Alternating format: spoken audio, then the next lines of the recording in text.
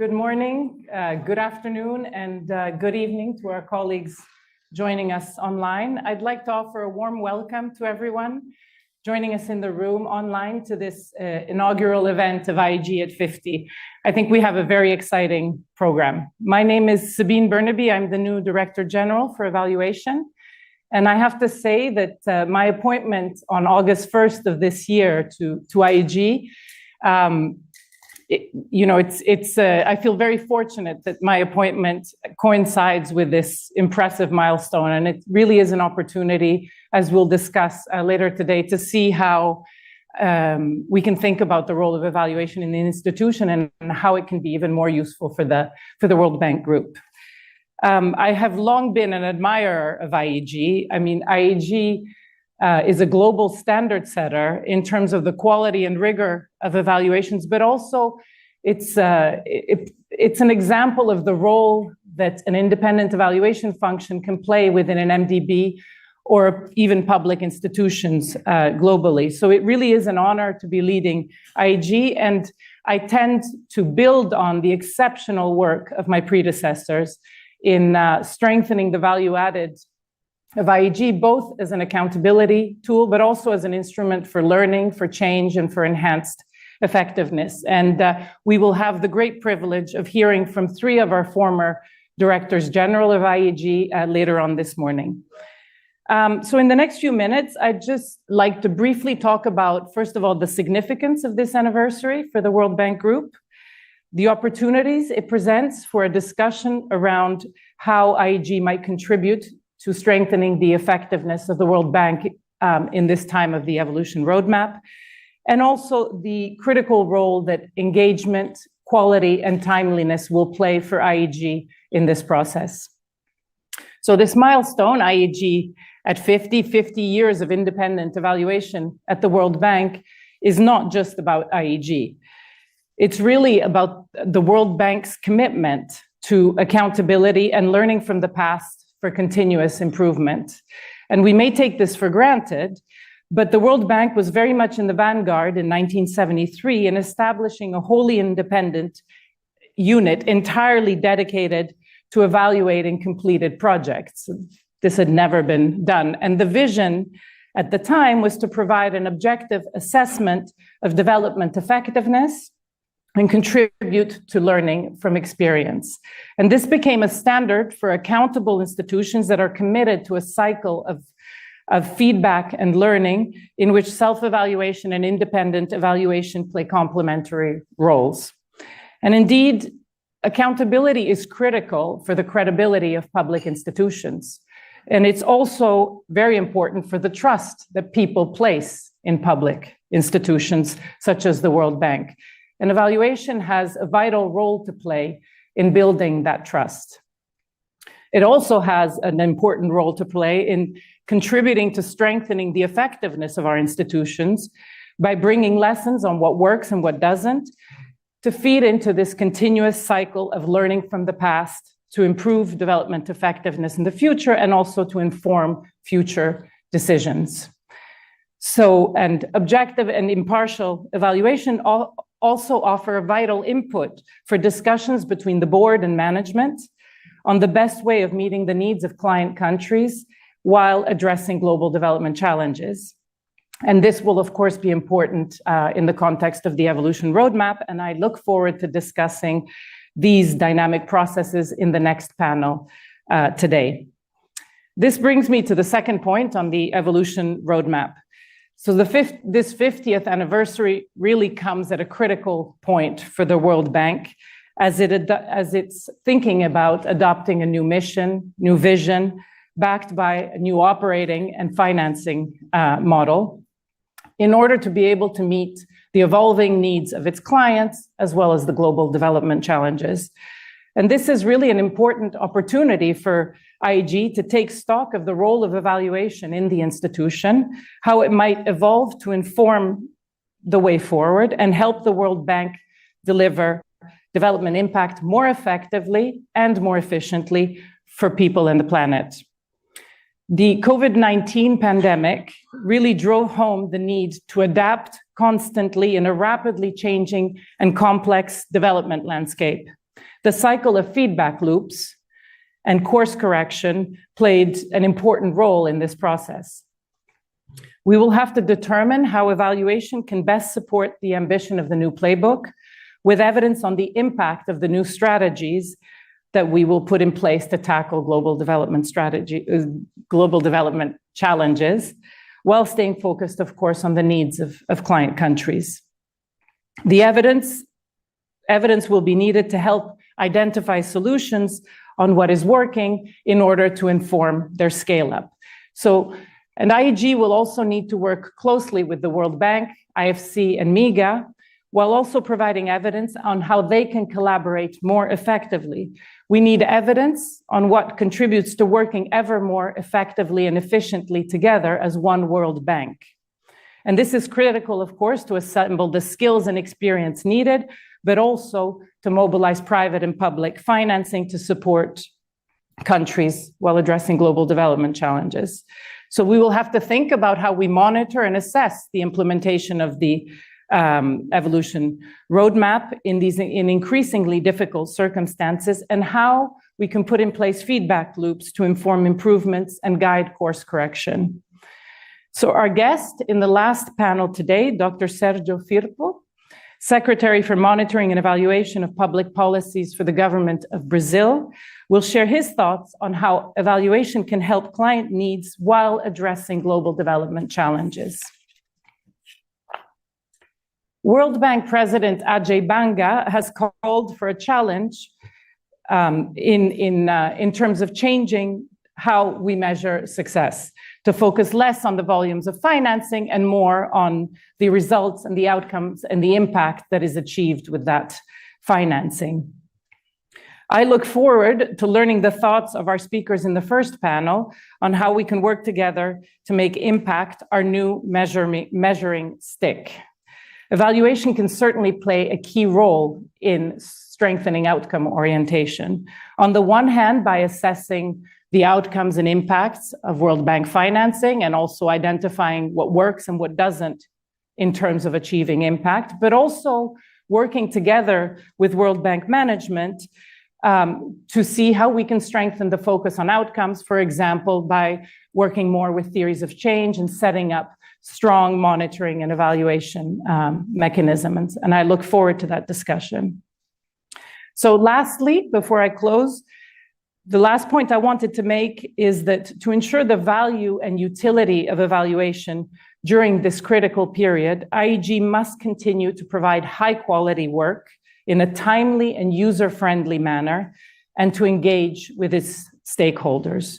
I intend to listen closely to all our stakeholders, the board, management, operational colleagues, and our client countries, to understand the questions that they're grappling with so we can design work programs and evaluations that deliver relevant evidence at the right time in forms that are accessible to help answer these questions. Regular engagement allows us to gain a deep and clear understanding of the situation, the context and the constraints of the different stakeholders, so we can produce accurate, balanced, and useful evaluations. It also creates buy-in and openness to learning and helps to build trust, which is important as sometimes evaluation findings can reveal difficult truths that require difficult conversations. The quality and rigor of our evaluative evidence is and will remain a key ingredient for that trust. Quality is fundamental to credibility. And adopting new technologies, borrowing from new data sources, new methods, both at the project and portfolio level, allows us to triangulate evidence, enhance quality, and paint an ever more nuanced assessment. And these innovations, which must always be guided by rigor, will be essential for informing and assessing the evolution roadmap on our journey towards a bigger, better, and more effective World Bank. So to conclude, IEG at 50 is really a welcome opportunity to launch these engagements and reflections, and I really look forward to continuing them with all of you beyond today's panels. And now it's my great honor to invite our first panelists to join me on stage: Bjerde, World Bank Managing Director for Operations; Koen Davidse, Executive Director and Dean of the Board of Directors, and Abdoul Salam Bello, Executive Director and Co-Chair of the Committee on Development Effectiveness. Thank you. Let's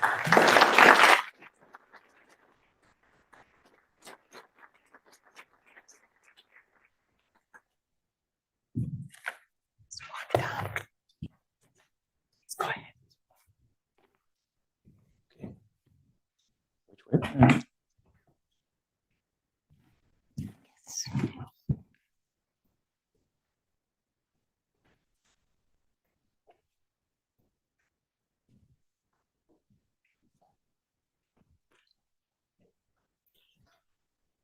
So thank you very much. Thank you, Anna, Abdoul Salam, and Koen, and thank you all for joining us for this first panel of this IEG at 50 inaugural event. So in this first session, we would like to focus on the role of evaluation in promoting learning from experience for better development outcomes, including its role in informing the way forward in the evolution roadmap, and also its role, the role of independent evaluation as an accountability tool. So let me start with you, Anna. How will operations meet President Ajay Banga's call for a greater focus on outcomes, and how do you see the role of evaluation in supporting this call? Well, thank you so much, Sabine. And let me start by welcoming you to the bank, but also wishing IAG a very, very happy birthday. I don't know about turning 50, but I'll leave that for maybe another conversation. I've had to come to terms with that a few years back now. But it is great to have IAG turn 50. And it is actually great also to listen to you reflect on how compelling and what leadership it took when the bank actually established IAG. And I have to say, in my various roles throughout my career in the bank, I have always very much appreciated the role of IAG, whether it is to review a project, whether it is to review the performance of a portfolio in a region. When I was in ECA and we would present updates to the board, having the IAG take on the region and its performance and CPFs and so forth. So I really, really appreciate the partnership, and I do like the arm's length, because I think it's very important for us to be able to have independent, objective data information, to be able to course correct, because we have a really, really fundamentally important job, and getting it wrong has a huge cost. And when we get it wrong, we need to be able to course correct. And that's why I feel it's so important to be able to have this input. But you ask a very good question, which really is about how are we changing to step up to the much bigger call for a expanded mandate of the bank, and how does evaluation fit into it? And I think no one will now have sort of missed or somehow not known that we're going through a major process of change.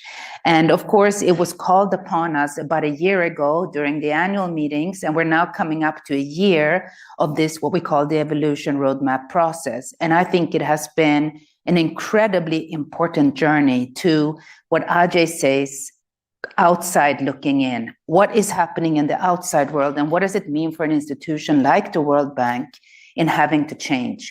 And my first takeaway this year is really that change is inevitable.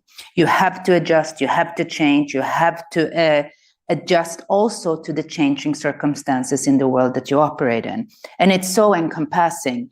So what I see is changing for us in operations is that we're stepping back and saying, what are the most pressing needs in the world that the World Bank, in its global reach, with its different parts, needs to be able to contribute to changing, to improving, and to do better.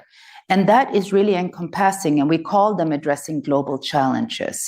And these global challenges are, of course, global in nature. They're often transboundary, but they're also often what we encounter at the country level. So the first big change is that we're setting ourselves up for a mandate whereby we will be able to work much more to address global issues through our convening, through our part in the global community, but also at the country level. And what we're doing to really translate that mandate through a vision, a mission, articulating around some core global challenges, and then designing some operational changes to be able to pursue them. We have the global priority programs we're in discussion with the board right now on, and we'll talk about them with our shareholders, our stakeholders, our clients.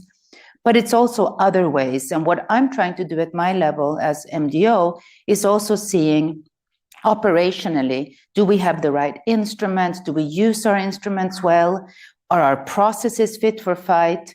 And this really is quite encompassing. One very important contribution and introduction, and this is where we will work closely, will be our new corporate scorecard, which is very much under preparation. But this corporate scorecard is very different. And maybe I'll just share, and then I'm going to pass on because I know we have time.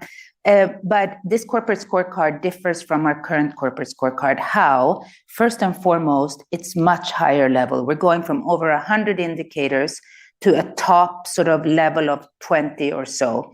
They do reflect the global challenges we're trying to address. They're World Bank Group, which I love. And perhaps most importantly, they're really looking at outcomes as opposed to outputs. And maybe this is a major shift we're making. And that's where the evaluation will also have to change. It's not so much the number of XYZ, but it is, did people's lives change? Are people more in jobs? Are they in good jobs?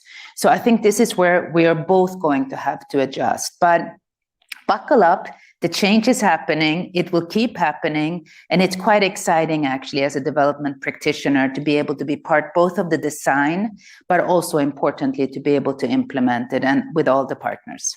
Thank you.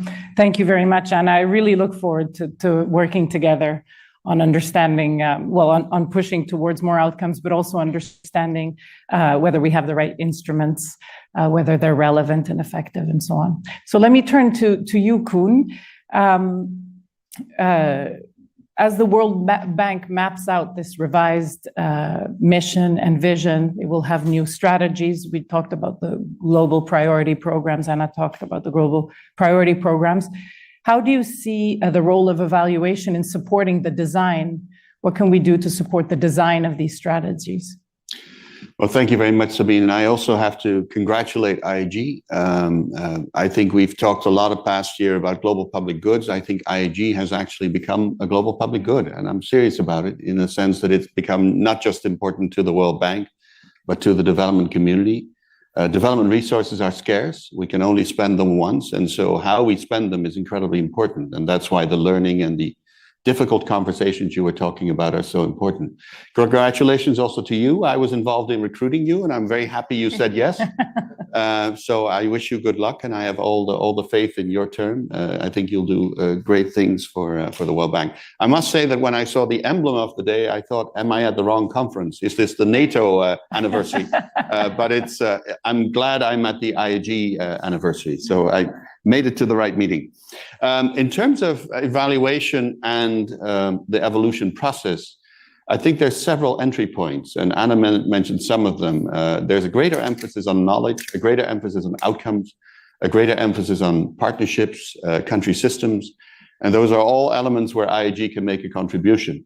I think on knowledge, there's a repository of knowledge within IAG, and I think IAG already during the evolution process used that to make contributions on, we looked at the evidence. These are some of the points we want to mention on the country engagement model, and that's been incredibly useful. I think also my hope is that with the themes we have now identified for as priority themes, we have a strategy deficit within the World Bank. And it shows because sometimes in evaluations, IAG has to guess what the theory of change was. My hope is that in future, we don't have to do that anymore, that the bank will clearly say, this is our theory of change, and that will make evaluation easier, and that will make the conversations with IAG on evaluation and course correction more important and more helpful. And the final point is that IAG, of course, has been involved in building evaluation capacity. And Anna has come in with a strong emphasis on country systems, which we really applaud.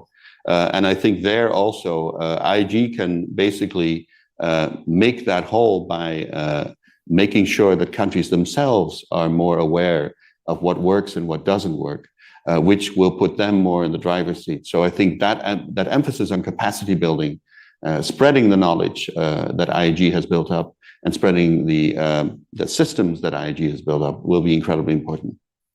Thank you, Koen. That's very inspiring for me and for us going forward to think about these the different dimensions of how we can, mine the knowledge that we have better and in a more useful manner, and also how we can bring lessons back to countries and help to strengthen that capacity. So let me turn to you now, Abdoul Salam.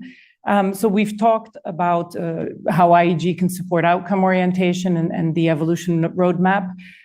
Could you please share your views on the role of IAG in holding the bank accountable for the implementation of the evolution roadmap? Yes, no, thank you very much, Sabine, and good morning all. And quite difficult to speak after my two predecessors. I think they laid a lot of ground on the role of IAG, the expectation. But before I start, I want us to really mention how pleased we are to have you at the head of IAG. With Koen, we happen to be in that committee that selected you to be chairing this important department for the World Bank Group. So welcome, and we look forward to strong and good collaboration with you. And second thing I want to mention is really the importance of IAG and share an personal experience. Before joining the World Bank Group, I was working with another institution in the evaluation office, which is Islamic Development Bank. And we really enjoyed at that time the strong partnership collaboration we got from IAG that helped really transform structurally that office into a full-fledged evaluation department with a clear definition of roles, but also independence within the organization. So those are the kind of the outcome we really appreciate, looking forward on what is the IAG role, impact when we talk about partnership, but also, I will not say legacy because it's still an ongoing process. Then to come back to your question, contemplating the evolution roadmap, looking at it on the perspective of our constituent countries, but also being member of the CODI. Importance of knowledge, definitely. What works, what does not work. But what we're contemplating as well is not only what works, but how that works, the engineering behind what works, how we share also the best or the good practices, and how we can translate them or transpose them into other countries' realities going forward. This is one of the dimensions we are looking at. The second is when we do an assessment today on the role of the MDBs, we look at three tests that MDBs are facing. One is a test of identity, what the MDBs are doing, what is their role. The second is a test of legitimacy. Are they relevant today? Are they fit to purpose? Fit to purpose is exactly the question we try to answer in the evolution roadmap. Then third, the test of performance. Therefore, its relevance, its impact. Talking to my constituent countries, some leaders, I got some question. What is the impact of the World Bank in my country over the last 50 years? Exactly in the anniversary of IAG. Those are the kind of hard questions we got, and for which also we need to address, looking at these three tests I've been mentioning. Therefore, IAG will have a much stronger role in this in the evolution roadmap on the knowledge, the how, the know-how, but also translating the knowledge into policy, into operations, into delivery, into impact, but also on the other hand, on the accountability, meaning that work with accountability toward the institution, the board, but also accountability on the operation vis-a-vis the other stakeholders in the country, should be the parliament, the CSOs, etc. We believe that there is interconnection that needs to be done there. You mentioned something very important, Sabine, in your opening statement. You mentioned the word trust. Trust, quality of the evaluation, independence of the evaluation, strong quality of those results. I think those are the words also I believe that we'll be able to build a stronger trust. And therefore, Koen, Anna, you mentioned the theory of change. How also from the IAG reports, evaluation, timely evaluation, we also look at the theory of change to make it more relevant, adapted, building on the country system to make sure that those theory of changes are really the one that are the most relevant. Linking it also with what we call now in a very fancy way, the poly-crisis. So how to make it more relevant, timely, and therefore more agile. We use the word we used to use this word agile. So I think IAG has also a role in this. And last point, I will say very quickly, the role of our CODI. I see some of our CODI members, so I cannot not mention CODI, but of course, the role of CODI, the Committee for Development Effectiveness, which is an oversight also body of for IAG, but also on the issue we discuss on accountability relevance. What should be the better role of that board body, but also how do we use more and better the technology, data. You mentioned data availability, but also the quality of those data to help also inform the decision, not only from the bank, this is fundamental, but also informs the decision for the other stakeholders, the governments, once again, the country engagement model. Therefore, at the end, looking at the project cycle, evaluation is a critical component in the project cycle because it is an evaluation that aims at guaranteeing the quality of entry of future projects that are to be designed. Yes, thank you. Thank you, Abdoul Salam. I think you've painted a very comprehensive picture of the role that IAG can play. And I'm really happy to hear that you see it playing a role in strengthening the legitimacy of the bank in this period of evolution roadmap, help to meet the test of performance, as you were saying, and also in terms of impact. So let me turn back to you, Anna, and maybe we can try to wrap it up a little bit quicker because I know you have to leave. I was wondering if you could share your perspective on some of the complexities of implementing the evolution roadmap, for example, in terms of monitoring and evaluating global development challenges. And how do you think IAG could be useful in this process? Yes, so we are quite used to evaluating projects, and we're quite used to evaluating components of projects. What we're trying to do under the evolution roadmap is to replicate good projects and programs and go to scale. And in order to do that, we are going to have to adjust to assessing the impact of programs that potentially are a bit longer in their gestation or in their implementation, because we're now scaling up. And it takes a bit, we're broadening and we're scaling up, but also potentially more transformational approaches. So I do think we need to think, how do we go from this sort of project approach to more a programmatic approach? And that's also one of the issues that we're looking at under the operational effectiveness and efficiency process that we've initiated, which is we tend to get very retail oriented. You know, we have project by project approaches. And how do we go towards more programmatic approaches? You could have, and we do it, we have instruments for it. We're probably able to use them more than we're using them today. But I think that will be one challenge for evaluation. Now, what I'm encouraged by is that you have actually in IAG taking sometimes thematic views on issues. And I was just looking at a number of them that you've put out that I thought were interesting.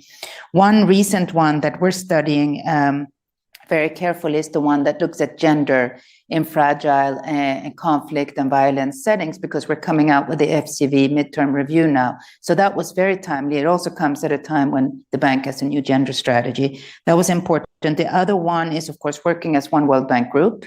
And that's also very helpful because we're trying to see how do we do that more effectively. But ultimately, I think we're trying to go to a place where we can have bigger impact, broader impact, and our evaluation and monitoring techniques will have to adjust from a project specificity to more programmatic global impact specificity. And I think that will take change from all of our sides. Yeah, thank you. Yes, and I think this is something that IAG can really work on, both to strengthen the project level evaluations, what we call our micro products, but also work more on thematic issues and explore how we can assess the impact at a more portfolio level rather than just at a project level. So thanks for that. Let me move to you now, to Koen. So we've been talking about the evolution roadmap, the implementation of the evolution roadmap, how evaluation can, how we can bring in these feedback loops to strengthen the effectiveness going forward. What suggestions would you have for us in order for how we can be more useful to bring evidence at the right time in the right formats? And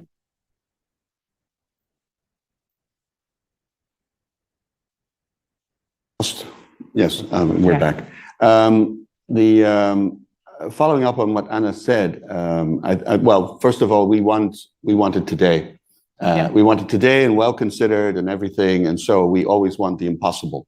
But having information sooner is incredibly important. So the perfection can be the enemy here of relevance. Pointing to what Abdoul said and what Anna also said, if you work more programmatically, it might make more time. And if you basically evaluate at the end of a program that involves multiple countries, you're creating a tombstone, you're not creating lessons. So it's incredibly important to basically work more thematically. So not country by country by country, but cross-cutting. And to work more just in time. And also where, for instance, during the COVID period, IG was very good at basically, as the operations were ongoing, already producing lessons that were incredibly useful. So I think not waiting until the end, the final bow of management, but basically in between providing those lessons is going to be incredibly important. I fully agree with Anna that basically through these programmatic approaches, it will be important that we stress our contribution to the greater good, our contribution to the SDGs, our contribution to the climate goals. And for that, it is also incredibly important that we have more evaluations just in time, more evaluations in between, more course corrections. For instance, now we're looking at the midterm review, indeed, of the fragile states strategy, where there's this excellent report on women and women's rights in fragile states. But this is also incredibly important because the world is moving at a terrible pace. There's things happening. And so once again, waiting until the very end is not going to help us. So I think just in time, more thematically, also more in partnership probably with others, because these are bigger contributions where we work in partnership with others. I think those are important elements for the future. Thank you. Thank you, Koen. Yes, and it's a question, thank you for raising this. It's a question of balance, trying to balance the need for just-in-time evidence for course correction, while also keeping an eye on the longer term and making sure that we also evaluate longer-term strategies. But I like your expression about not being a tombstone and being a source of lessons. I think that's a good reminder. So let me now turn to you for one final question, Abdoul Salam. As you know, part of the history of independent evaluation at the World Bank has been to strengthen evaluation capacity in countries. And how important is this going to be going forward in your view? And what do you believe is the best way of supporting it? Yes, we have been a strong voice, if I can use that term, on really capacity building across the bank or the World Bank Group, including on the evaluation side, contemplating on this after what I said, especially looking at the project cycle, the importance of quality of entry, but then also on the accountability, linking it also with what we've been discussing on the fragility. The issue of accountability, even in the countries, is very critical. Accountability, transparency, how it helps, supports also governance. Those issues are really fundamental. So we know that in our constituent countries, there is a lot of demand, appetite to build capacity, in particular of evaluation, that will help also countries develop good, sound strategy, public policy, but also monitoring and evaluation. One of the components is the data. And on data, I think we have a lot still to do on that side. And I mentioned it earlier, data availability, but also quality of the data. How we work more better on the country system, on the regional institution, but also looking at the bank activities on data collection, partnership also with institutes for statistics, for instance. I think those elements remain really fundamental, but there is an issue also on what kind of methodology we develop with the relevant stakeholders on this independent evaluation, accountability, knowledge going forward. I think this dimension remain very fundamental, but also we know that there is issue still on really paucity of the availability of data, especially when we talk about fragile countries or when we talk about gender, for instance. So we need really to beef up those capacities going forward. But the second, I think, is also how to build more better partnership. I know that there is IG has been leading some partnership, especially with a global evaluation initiative.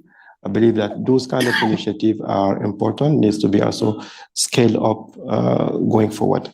And then the question I will have is, especially linking it with the evolution roadmap, building on the partnership, country evaluation, country system models, how also IEG, but other component framework partners of the independent evaluation can play a stronger role to help really build the capacity of the other independent or accountability governance system in the relevant countries with IEG, but with other institutions within the World Bank Group. In parallel, of course, we need to keep the division of labor, role responsibility, and independence. But I think there is a work to be done looking at independence, evaluation, accountability, knowledge on one hand, governance, transparency on the other hand. Because at the end of the day, everything we have been doing, we need to look at the impact. And the impact is really the impact for the beneficiaries, is the impact for the people. And looking at the development of those capacity, it also helps build the capacity for the systems. If you want to have a good country systems, we need to make sure that the accountability, the governance also are at their best going forward. Thank you. Thank you very much, Abdoul Salam. I look forward to, I think this is really important to work also with other parts of the bank on the data issues, the methods issues, the governance, strengthening governance and accountability for client countries. So I think that'll be something important. And also to, as you were saying, to continue working with partnerships such as the GEI, which is playing such an important role in building that capacity. So this brings us to an end of the questions. I'd like to open up the floor for questions from the audience here in the room or online. I believe I already have received some questions from our colleagues online, but if anybody here in the room would like to take the floor, there are 2 mics. So maybe while you get the courage to come up and ask a question, let me take one of our online questions, maybe starting with you, Anna. Actually, very interesting question. Does performance in terms of disbursements of a project always rhyme with performance in terms of impact? So is it because we disburse that we have an impact and our disbursement's a good measure of impact? Yes and no. If it's a good project and it's dispersing well and we're getting to those development objectives quicker because we're dispersing and we're implementing, it's a good thing. But if the project has some flaws that perhaps are even undetected or is suboptimal in some other way, we might be dispersing towards something that's not actually going to reach the ultimate objective. And that speaks a bit to where Koen was going, which is you cannot wait until the end to determine whether you did the right thing or not. So you need this intermediate milestones that you have to consistently check. And one thing I encourage teams to do in the bank is actually to be very candid with how project implementation is going. It's not a problem to say my project is actually unsatisfactory right now and I need to fix it and I need help fixing it. That's much better than saying it's sort of moving along, it's not as great as I want, but it's really not that bad. That's not okay. I come back to what I said at first. We have a huge responsibility. we're trying to improve people's lives, we need really good projects in the World Bank. Yeah. Thank you. Thank you, Anna. Would somebody here in the room like to ask a question? Okay. Hi, I'm Andrew Stone from IG, and I wonder if I might ask the panel. We have twin goals at IG of accountability and learning, and sometimes they're in perfect harmony, but sometimes they're a bit in conflict because accountability can encourage defensiveness, and for learning, we need openness. I wonder what advice you could give us in striking the right balance between accountability on the one hand from our work and learning on the other to feed into the knowledge and learning systems of the World Bank Group. Thank you. Thank you. Koen or Abdoul Salam, would one of you Sure. like to take that? No, I think I'm afraid both are important. And these are the uneasy conversations that Sabine was talking about. But I think the advice is human advice, basically focus on the issues and not on the people. Focus on what we're working on together. We are together working on bringing development, realizing the SDGs, contributing to the greater good. And we should have honest conversations about whether we're doing the right thing to get there. And as long as we're all committed to those outcomes, I think both the good conversations about how well we're doing and the not so easy conversations about the things that need to improve are possible. I think that the term of the previous DG, Alison Evans, showed that it's possible in the sense that there was good cooperation on learning and outcomes, while some of the reports were hard-hitting. But the reports were also fair, and the reports were also pointing in a certain direction. I remember the report, excellent report by IG on knowledge flows, and the report on partnerships, where basically IG said, well, you know, you could go in this direction.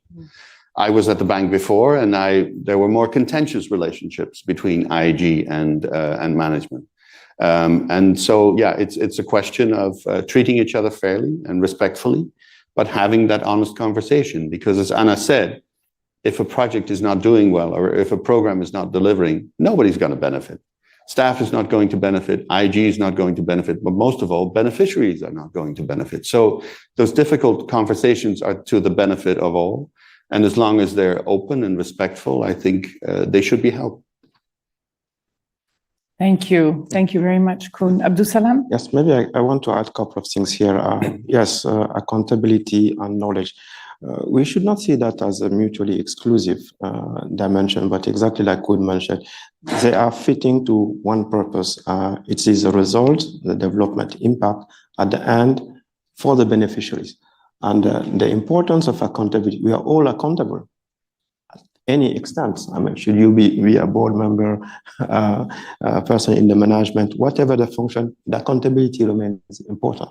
And as a leading development institution, we also, it is important for the World Bank Group also to be very strong on the accountability, and therefore in the dialogue, in the partnership with the other stakeholders to make sure that this dimension remains fundamental without excluding the knowledge component. And from the accountability, we draw lessons.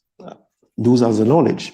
And how from those lessons also we help also create a better institution. In the World Bank Evolution Roadmap, we say bigger bank, better bank. But in the better bank, the knowledge and accountability will and remain fundamental in this agenda. So I think we may need to be sometimes quite humble about accountability, because we are all accountable to what we have been doing. Our governors is exactly in the same room in the development committees. They ask what the bank is doing, what is its relevance, its impact.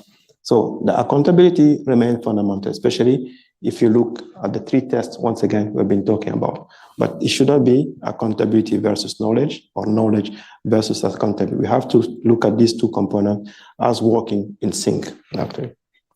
Thank you, Abdoul Salam. Did you want to add something on that, Anna? No. I think they've said it really well. Yeah. Yes, please. Mark Goldsmith, Inspection Panel. You've talked interestingly about this sort of dual accountability and learning. And obviously, the key thing for the learning is really, as Anna says, somebody to sort of put their hand up and go, things are not going so well. It's easy to say. Practically, that can be very challenging. How do you think we can create a culture where people feel okay to go, things are not going so well, come and have a look, let's have some learning, I'm okay with the accountability? Thank you. Very good question. I think I'll hand that over to you. Thank you. Thank you. Very, very good question. And it ties into the previous two questions. Look, I think you have to create an environment from the top where you can have open conversations and you can bring good news and bad news. And it's easier said than done. And the only way I think it happens is if you demonstrate that when a person brings you a problem, they don't get in trouble for it. Instead, you enter into a constructive discussion of, okay, what do we need to do next? And I remember being a young TTL in this institution, and someone told me something that has stayed with me forever, and I pass it on. When you share a problem with someone, it also becomes their problem. Yes. And what that means is that now you have more brains around the table to actually try to resolve it. So I always tell people that share problems with me. I now have that problem. I might share it with someone. Then it's also, so I think we need to create that environment that it's okay. How can we not have problems with the kind of work that we do? So if we didn't have problems, I would actually think we're not doing the right type of things. We're probably not taking enough risk, frankly, because you have to take some risk to get some results. And we're not learning, because what do you learn the most from? You actually learn the most from when things are particularly difficult. So it actually is my job to create that environment. It's your job as managers, as staff, as colleagues to also create that open space. Thank you. I'm very happy to hear those words, I have to say. Yes, please. We have two, so just one at a time. It's okay. Yeah. Thank you very much. Thank you for a very good and interesting conversation this morning. How is this focus on results, on monitoring and evaluation coming up against the prevailing approval culture that we have within the bank? Do you see that there's a tension? Are we going to tweak incentive structures internally to really carry out this shift towards results and achievements? Thank you. Thank you. Thank you. Well, maybe I'll take both questions because we're running out of time, and then I'll hand them over to the panel. Please. Sure. Good morning. My name is Greg Ingram. I was once Director General, so I wish you good luck, Sabine. Thank you. It's about, I was here at the 30th anniversary, and I have to say much of what's being said here has a familiar ring to it.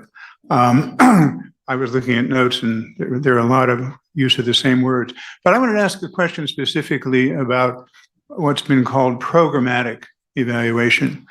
And programmatic evaluation sounds to me a lot like looking at sector policies and macro policies and so on. And so when you move to a higher level, and the bank, of course, has policies, and IEG has evaluated sector policies.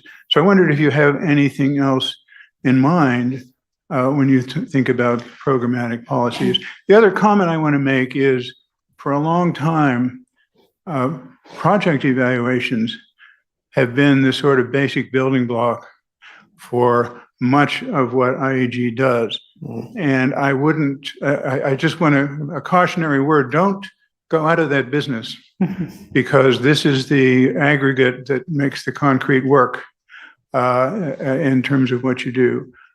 So basically, I'm curious to learn a little bit more about programmatic evaluation, and particularly when, as we all know, applying the policy requires an awful lot of acknowledgement that country contexts differ.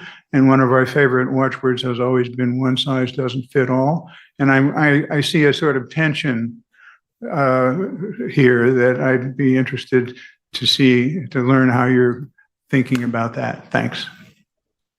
Okay, thank you very much. Very interesting questions, and I'm sure we could discuss a long time.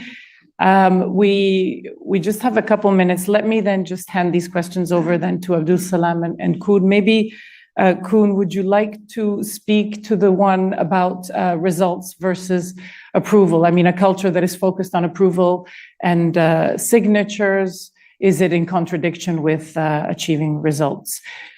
Well, good to see you both. Good to see you, Greg. No,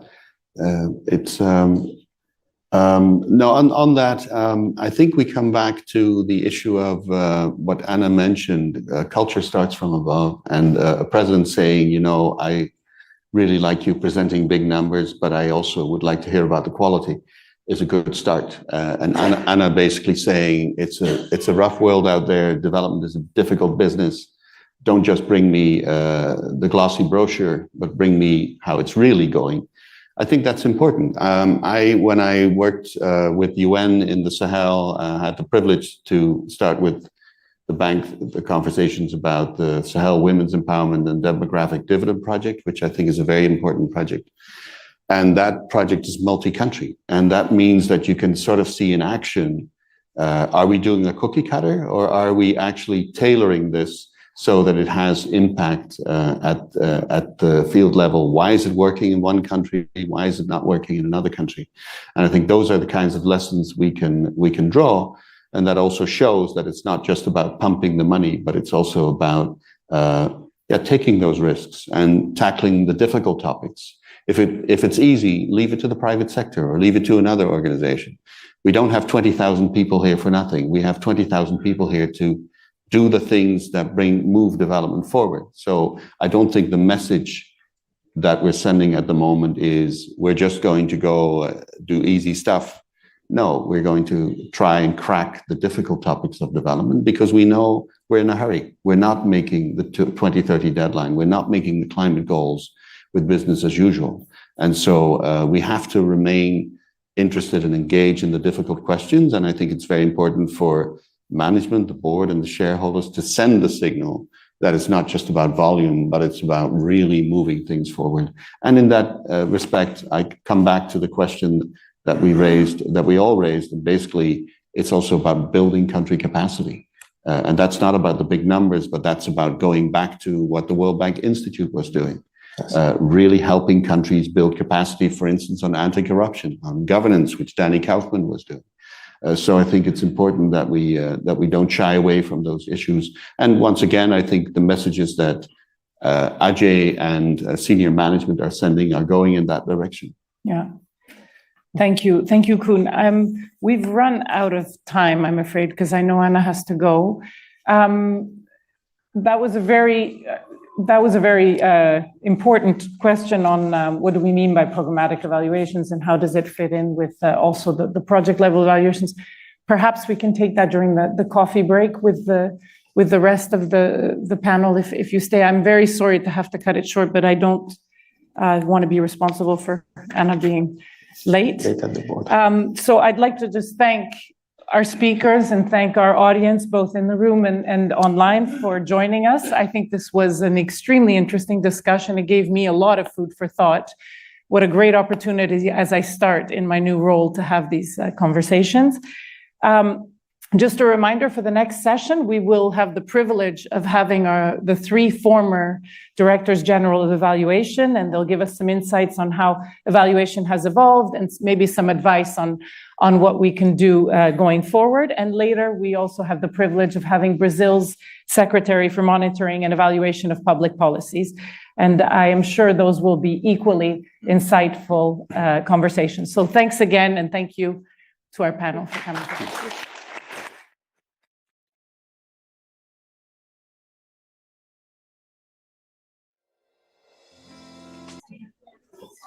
Welcome back, everybody. Thank you for joining us for this second session of our inaugural event. I think the next panel promises to be extremely interesting. It's a great honor for me to introduce this next section, a roundtable, as we were saying, of three former DGEs of IEG. It's very nice to see you, Caroline, Alison, and Vinod. It'll be a privilege for me to build on the exceptional work that they have done over the years in strengthening the value added of IEG, both as an accountability tool, but also, as I was saying this morning, as an instrument for learning, for change, and for enhanced effectiveness. So I don't want to take any time. I'd like to just thank you three for joining us and thank Kate Warren for moderating, and hand over to you, Kate. Great, thank you so much, Sabine. So yes, I'm Kate Warren. I'm the Executive Vice President, Executive Editor at Devex, and really excited to be moderating this panel. I actually started my career in development working on evaluation, so very excited to geek out on this issue with you over the next hour on what is really a birthday party celebration, and would like to welcome our three panelists who are joining from all different parts of the world. So thank you so much for making the time, some of you even late at night, to share your insights with us. I would like to welcome Vinod Thomas, who was the Director General for IEG in 2006 to 2011. We have Caroline Heider, who served from 2011 to 2018, and Alison Evans, who most recently served from 2019 to 2023. So we are very fortunate to have all of these great evaluation minds with us today. I will say we will have some time for some audience Q&A a little later in the session. So if you do have questions, jot those down and we'll try to get to as many as we can. Those of you who are joining us online, thank you so much for also being here. You can submit questions, and we do have a team that is on standby to try to help address those. Thank you to those of you who submitted some questions in advance. We'll also try to get to those as well. But I would like to kick off with you, Vinod. I know it's very late for you in Singapore, so thank you for joining this party at night. But your tenure was kind of, maybe when you'd say was the birthplace of IEG as we know it. There were three different evaluation groups, the Operations Evaluation Department and separate units for IFC and MEDA, and they're really brought together to create this one independent evaluation group. So could you talk a little bit about the merging of these, kind of why that happened, and what impact it's had on the institutional role of evaluation on the broader World Bank Group? Well, thank you very much, Kate. Can I take this opportunity to also congratulate Sabine on her appointment and best wishes, and happy birthday to IEG. I see many people that I know in the group, so thank you all for the wonderful work you're doing. Also, Anna, Koen, and Abdoul have given quite a bit of thoughts for consideration going forward. So this has been great so far. But focusing just on that one question that you raised on the bringing together of OED, OEG, and MEGA's unit under one roof, you might think of it like there were three bands doing well, but an orchestra-like approach of bringing the bands together intuitively had a lot of merit. And leading up to that, I wanted to mention Bob Picciotto, the former Director General, who had done some really incredible work. I think he may have been the longest Director General of OED. So at the time of my tenure, you would have seen that OED was created in 1973, OEG, that's the IFC, 1984, and then 1995 as independent, and then MEGA in 2002. And it was really July of 2006 that the board approved the IEG format. Now, clearly, bringing them together substantively had to make sense. They looked at different things and also different criteria, but there was great complementarity. Say, the World Bank focused quite a bit on quality at entry, IFC on work quality, and MEGA on quality of underwriting. And you can clearly see that they are linked in many ways. Also, some of the criteria, the business performance and private sector development clearly had to be high on the list for IFC and the and MEGA. Interestingly, environment and social were specific criteria and are specific criteria for those two organizations. The World Bank, in looking at relevance, efficiency, efficacy, effectiveness, clearly also looked at all of these things. But in having them together under one roof, the management meetings would bring out some of these relationships. Peer reviewers could come from both sides. And then substantively, maybe I can mention in the limited time just a couple of examples of what could have been the impact and what more needs to be done, really, because this is a work in progress, and I think we can go the mile in terms of getting more synergies in the future. So one example would be the story of safeguards and standards. IFC, in a way, had moved on the reform of the environmental and social standards ahead of the World Bank. But given the fact that we're dealing with the so-called negative externalities that really need regulation, and it's perfectly good economics to do that, World Bank had adopted a regulatory approach. At the same time, can we get some greater advantage in a more flexible approach a la IFC? And as I said, IFC was looking at the effects of the environment and the social in their criteria anyway. So bringing those two together, the reforms at the World Bank benefited from the fact that IFC and MEGA have been looking at safeguards in a slightly different way. And I think we still can improve on that whole storyline. Just one more example, human development, education.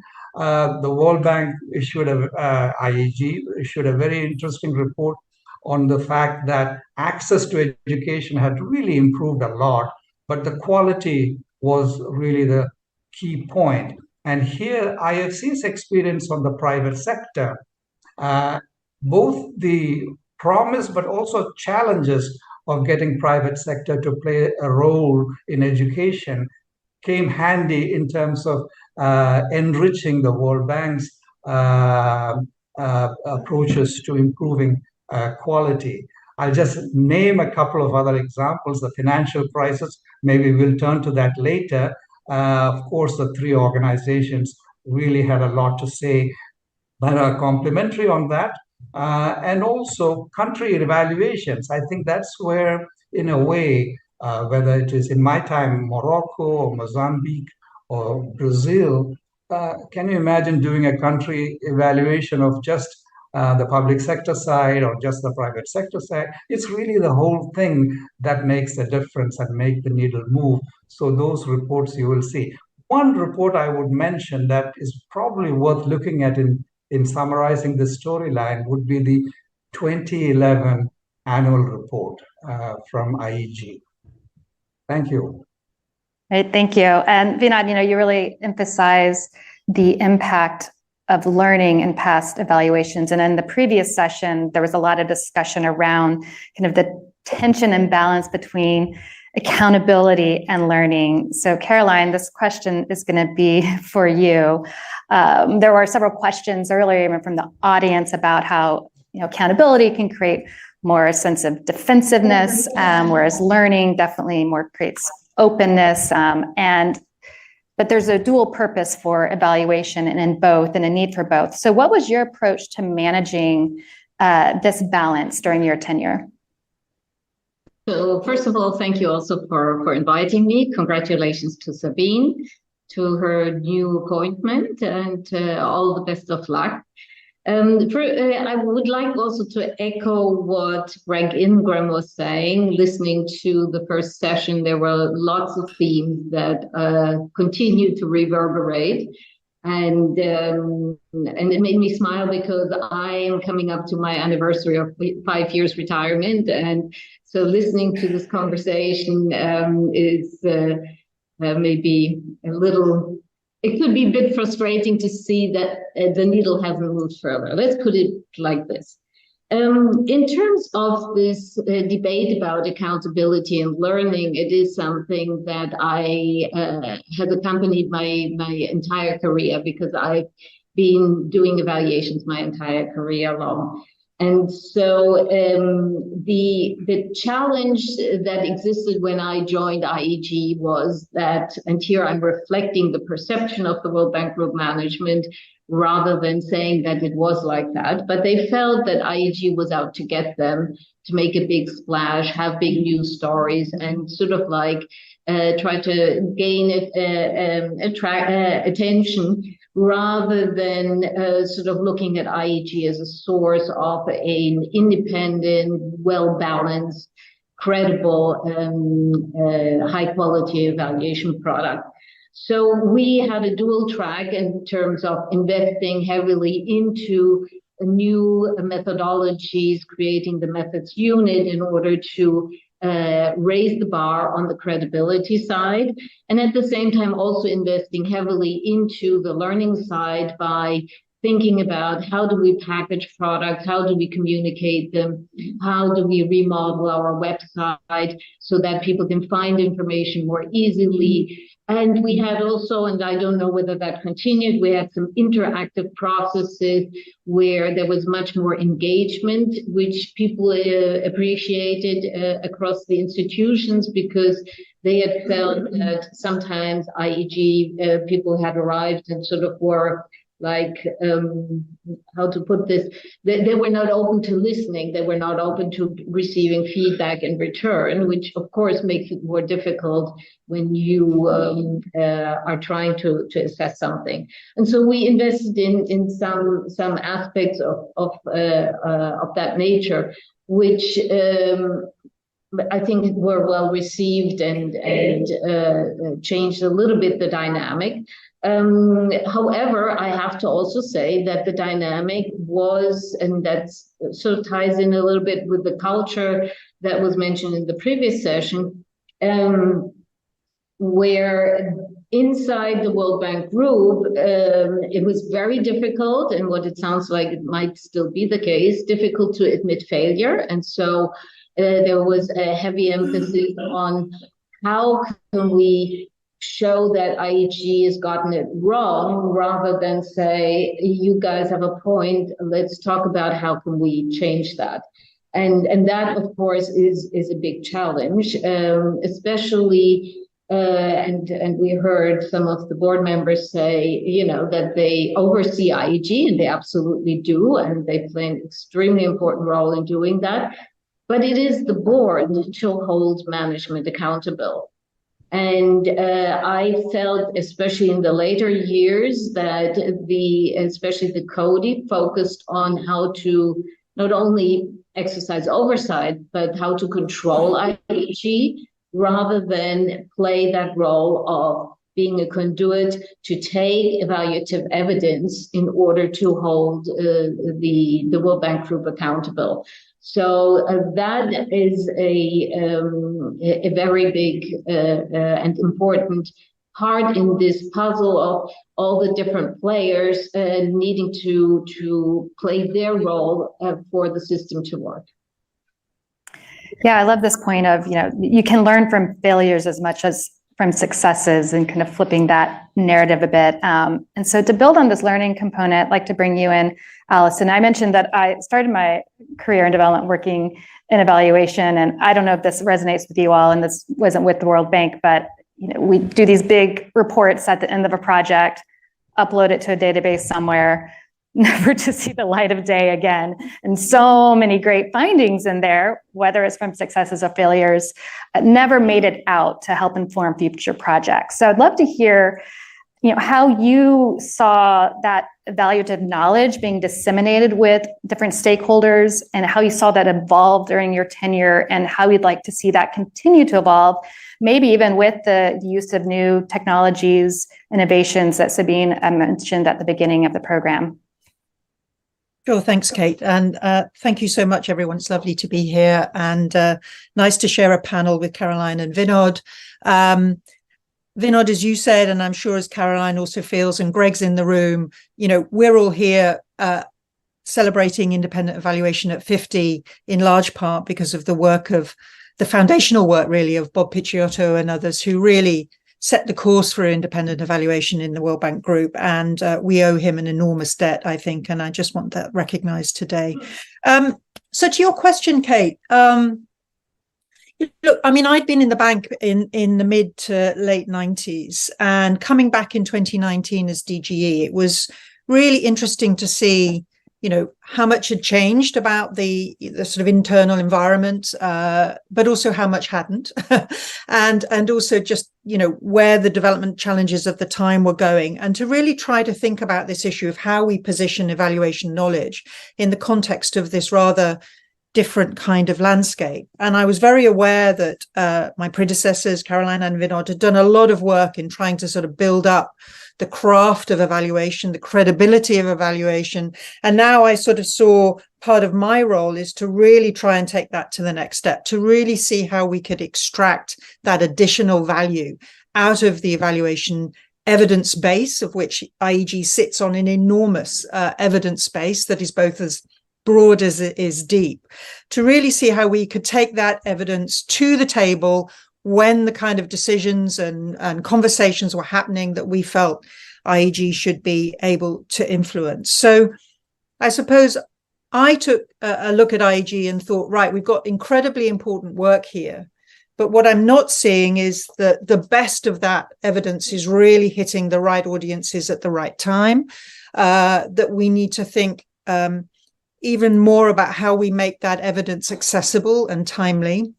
We need to, in a way, do an even better job on telling the story of why this evaluation matters, what's in it, if you like, for the World Bank Group, and what they need to be thinking about differently as a consequence of this evaluation. So really, we sort of framed our work in those first few years that I was DGE around trying to tackle what I call sort of three challenges. One was the sort of translation challenge. Why does this matter? Why should we know about it? And I think we had to work very hard in order to convince some of these audiences inside the World Bank that this was indeed important work. Secondly, was around the sort of accessibility. As I've mentioned, evaluation evidence can be very lumpy. And it was really trying to break it down and make it more accessible and timely through different formats. And Caroline had done quite a lot of innovation in that area, and we continue to try and work on that. But also alignment with the big strategic priorities of the institution. What was important at what time for whom, and how did we get evaluation evidence into their hands? And then also this importance of being on time. I mean, the old adage around evaluation is, well, it's either too much or too little too late. And I think we were really trying to work against this instinct that, you know, very interesting, but what's it got to do with me now, and how we instill this sense of timeliness in the work we do. So really it was about trying to frame our work program in terms of touching on the big strategic questions, answering, as Sabine has said, those critical questions on the minds of stakeholders, but also really working hard to tailor evaluation knowledge to get to critical audiences, less of the sort of broadcast model of evaluation dissemination, if you like, where you sort of try and hit all bases at once, and more tailored, more geared towards individual audiences, what they needed to know, why, and when. And I think, you know, we made some progress on that. I think all our client surveys and others suggest that started to move in a good direction. But I continue, and this is my advice to Sabine, you need to continue to work very hard at this, particularly getting the depth in the institutions for people to think about evaluation evidence as part of their day-to-day.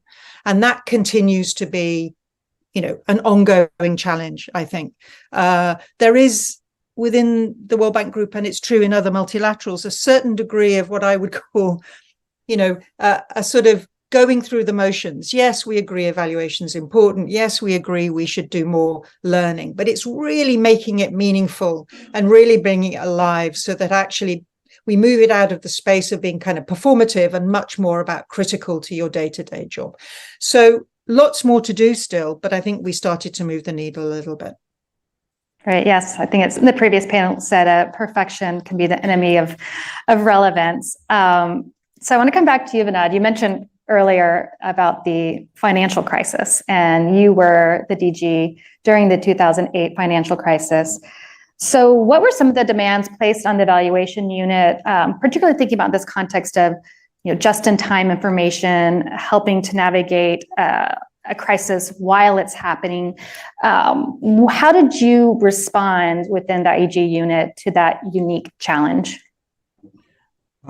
Thank you. I think these are great questions because the financial crisis response brings us right to the point at which we are now, where the world is facing a polycrisis, the pandemic, climate change, food crisis, and the list is long. And so in the midst of that, the discussion of the previous segment on projects and programs really come to life. We might come back to that in the discussion period, but specifically on the financial crisis, to do an evaluation in the midst of it has huge benefits.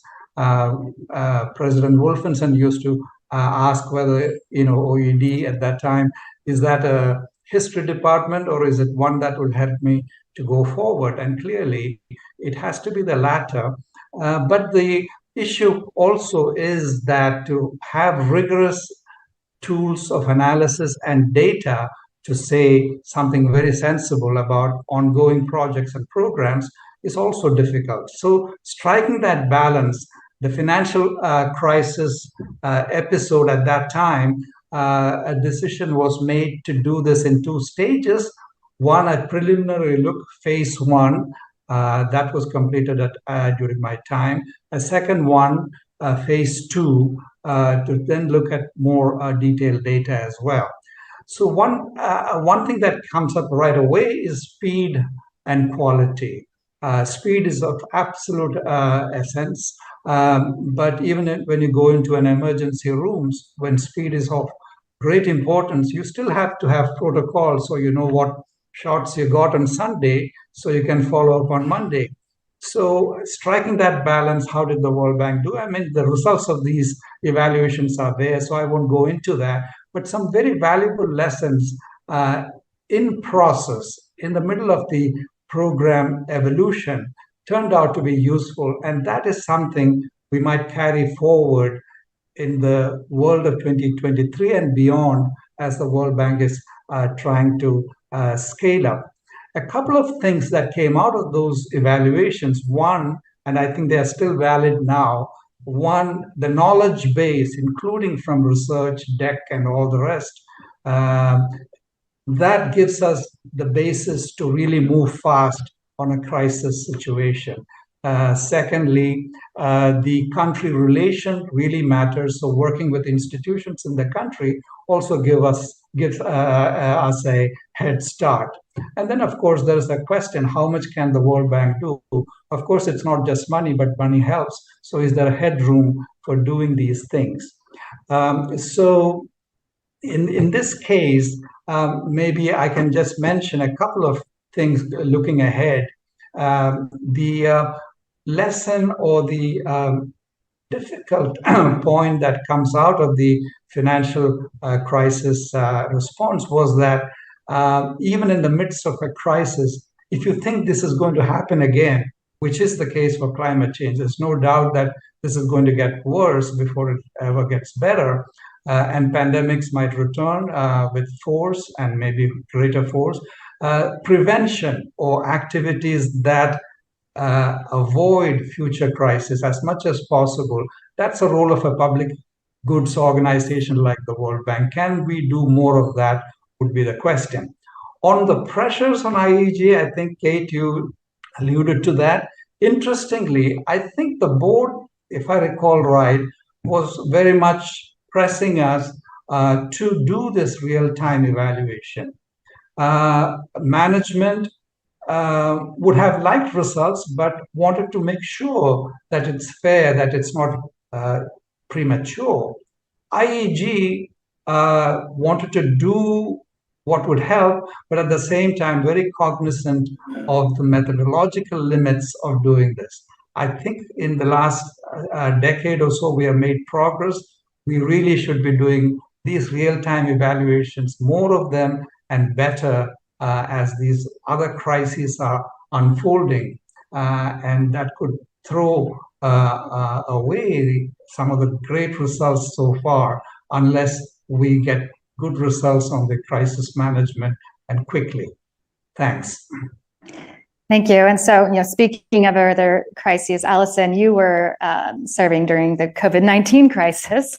And as Vinod said, the many other crises that surrounded that. So how did you build on this work and think about how the valuation unit could help the bank navigate this pandemic? Thanks. And actually, I was really interested to listen to Vinod because I think there are incredibly strong parallels with the approach taken around the response to the global financial crisis in 2008. And one of the wonderful things about IEG is its sort of ability to look way back as a way to guide what we do in the present and the future. And I can't stress enough how valuable that is as a foundation for making good decisions within IEG, but also obviously in building high quality evaluations. So yeah, COVID-19, the pandemic. I mean, even though I guess the pandemic or a pandemic of some kind was at the top of everyone's risk register leading up to 2020, it still constituted an enormous shock to the World Bank Group, obviously to clients more than anyone, but also to IEG. We all were grappling in a way to make sense of the implications of the pandemic and also to think about how we could usefully position IEG's evidence to support the thinking behind the initial response to the pandemic from the World Bank Group, which required us to be literally turning round sort of insight notes based on existing evidence around other public health emergencies within a matter of, a few days. And all credit to my colleagues who are former colleagues now who are in the room who were involved in that exercise of really scrabbling very hard to draw on our knowledge base to see what we could produce, whether it was around past responses on SARS or MERS, on Ebola, public health emergencies that had required the bank to do some things differently, and there were lessons to be learned, and that information became incredibly useful as a way of helping bank colleagues think through how they were framing the response to COVID-19. And we continued doing that kind of sort of insight work, if you like, for a whole number of months in the early phases of the COVID-19 response, because the situation was evolving.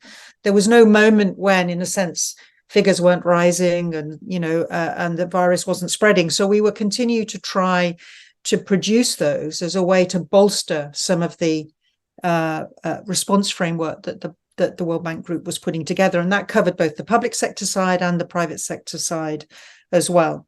And then we wanted to codify some of that knowledge. So it went beyond just inside the World Bank Group and built what became known as the COVID-19 Lessons Library, in which we were able to bring together a lot of the internal knowledge inside IEG and beyond, but also provide that as Koen said in his introduction in the panel, as a sort of global public good for others. And it also included some really wonderful reflections from our methods gurus on ways to think about adapting evaluation methodologies to work in the context of a pandemic where we were all remote, travel had stopped. There was a question of whether or not we could continue to use the methods that we were so used to using. And of course, the same question was on the minds of every other evaluator at that time. So we wanted those insights and reflections to be more widely shared. And that lessons library really did become, I think, something of a treasure trove for others who were at that time grappling with how to respond to the pandemic. But very much like during the financial crisis, we ended up pitching a kind of two-stage approach to evaluation. One, what we called early stage evaluation, which wasn't truly real time in the sense of sort of feeding in directly into operations, but was really an early stage evaluation. We did 2 of those around the response. And the idea there was to get learning available early on, so that if course corrections and adaptations needed to be done, there was an evidence base on which some of that could be undertaken. Very similar, Vinod, to your experience. I think there was a lot of enthusiasm from board members and CODI members, a certain amount of caution, I think, from our bank colleagues as to whether or not this would somehow get in the way or somehow throw grit in the wheels, if you like, of the COVID response. But actually, to be fair, I think by working very hard, and the teams worked very hard to make sure that they were not getting in the way of operations, that they weren't crossing the line around what constitutes independent evaluation or not. I think those assessments ended up being incredibly valuable learning experience. And then hopefully, and this will be up to Sabine and colleagues, there will be a late stage or end stage evaluation to look back at the whole pandemic response and to do that deep reflection that will be necessary, I think, probably for the next pandemic when that takes place. I think the final thing to say is that it was remarkable to me, really, just how incredibly adaptable colleagues ended up being in the context of the pandemic. I mean, we all had different experiences in a way, but I take my hat off to everyone inside IEG, but also in the World Bank, for just how quickly they adapted to the way we had to work. But also the sort of general sense that, you know, we don't shut down evaluation because we got a pandemic. In fact, quite the opposite. There was a real willingness to say, no, we have to keep going, even though this is an all-encompassing shock. This is vital work that needs to endure. And I never had a conversation anywhere, whether it was with board or management, that said, could you just, shut up shop for a few months because we've got a crisis on our hands. There was never any suggestion of that. And I think that's testament to the value that actually is seen in this kind of work. Yeah, thank you, Alison. I think it was Anna in the previous panel said that change is inevitable, and the role of evaluation both needs to adapt to that, but also can really help navigate change. We're in maybe another moment of change. And Caroline, I'd like to start with you with this question. So there's a new World Bank president. We have this new World Bank evolution roadmap that we spent quite a bit talking about earlier. That's really kind of rethinking the way that the World Bank scales to approach the enormous challenges that we have. How do you see evaluation best supporting this upcoming moment of transition, Caroline?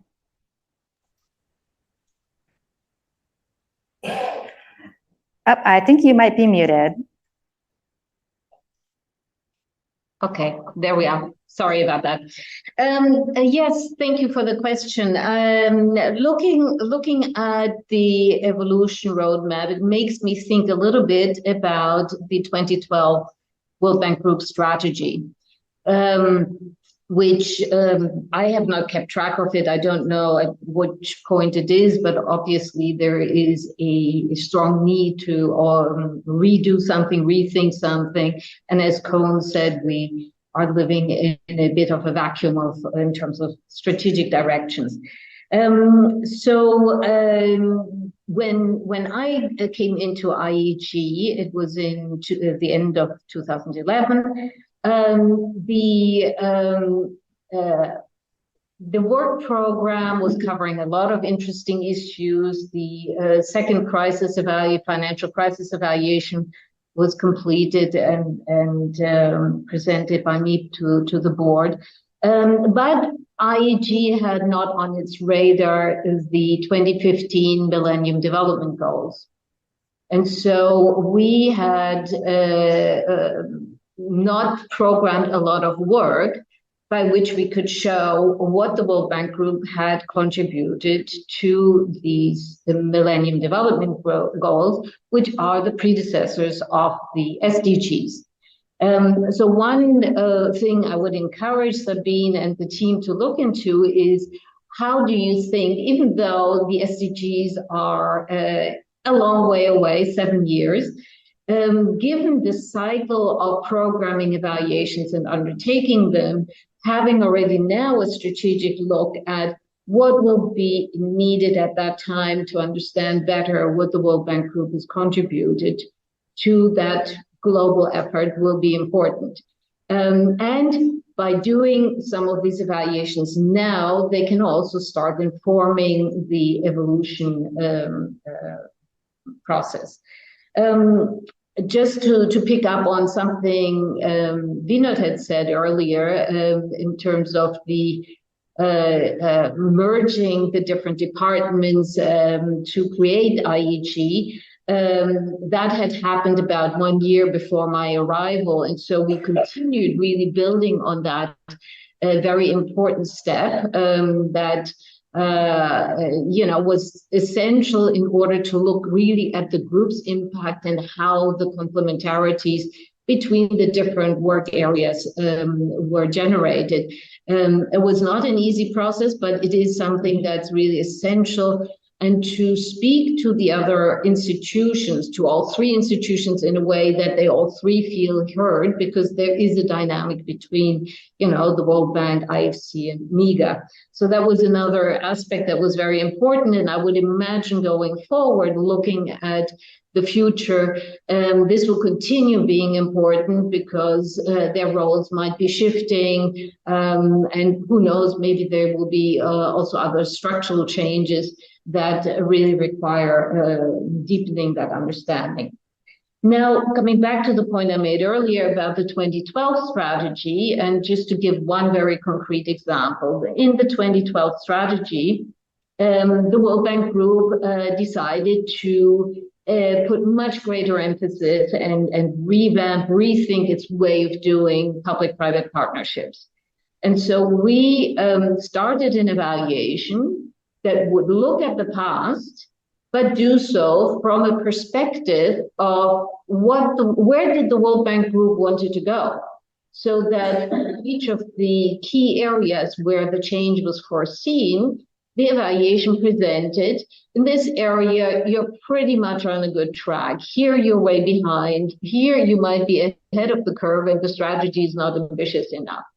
And that type of approach, which is different to the real time or whatever type of approach, was extremely helpful because it provided a yardstick and helped then the PPP team that was created to think about how can we go forward? What do we need to do in order to, hit the mark and deliver on the strategy?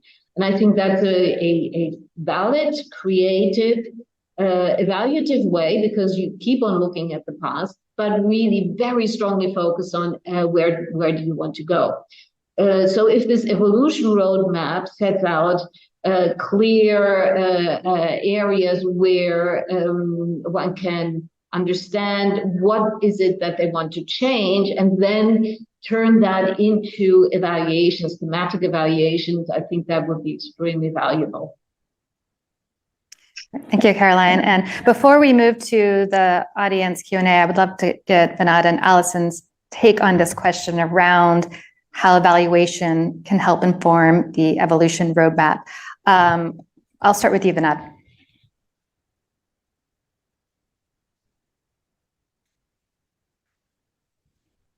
Are you with us, Vinod? Yes. This is about how we adapt to the current challenges, right? Yeah, and the evolution roadmap. Yeah, okay. I'm very conscious of the time, so I'll just give 5 bullets on this.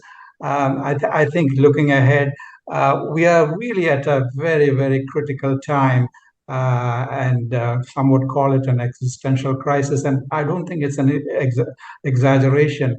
And I want to wish President Banga and his leadership to have the World Bank play, and it can, at the critical role of a problem solver at this moment. So point number 1 is that, drawing on what was said in the first session, this is the time really for the IEG to look at, of course, also things about doing things right, but equally doing the right things. So the strategic side of it, if there was any doubt that that is part of evaluation, if we didn't do that at this stage, I really think all bets are off. So that would be one point.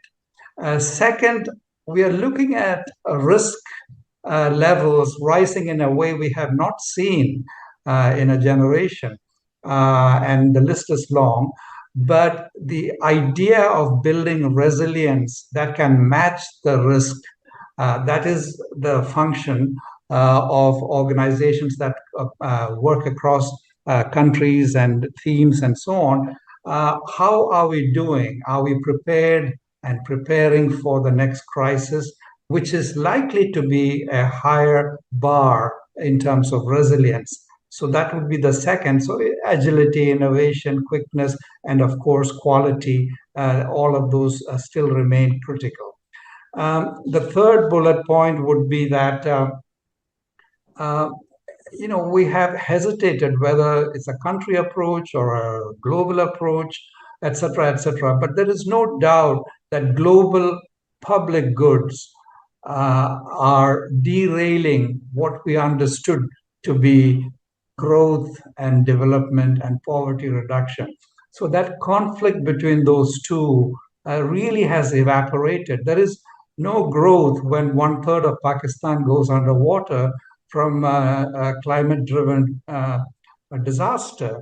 And there is no growth when the same thing happens all across the world. So I think the role of evaluation to see how well the country programs feed into ways and means to deal with the global impacts of these changes, that certainly would be a third point in my view.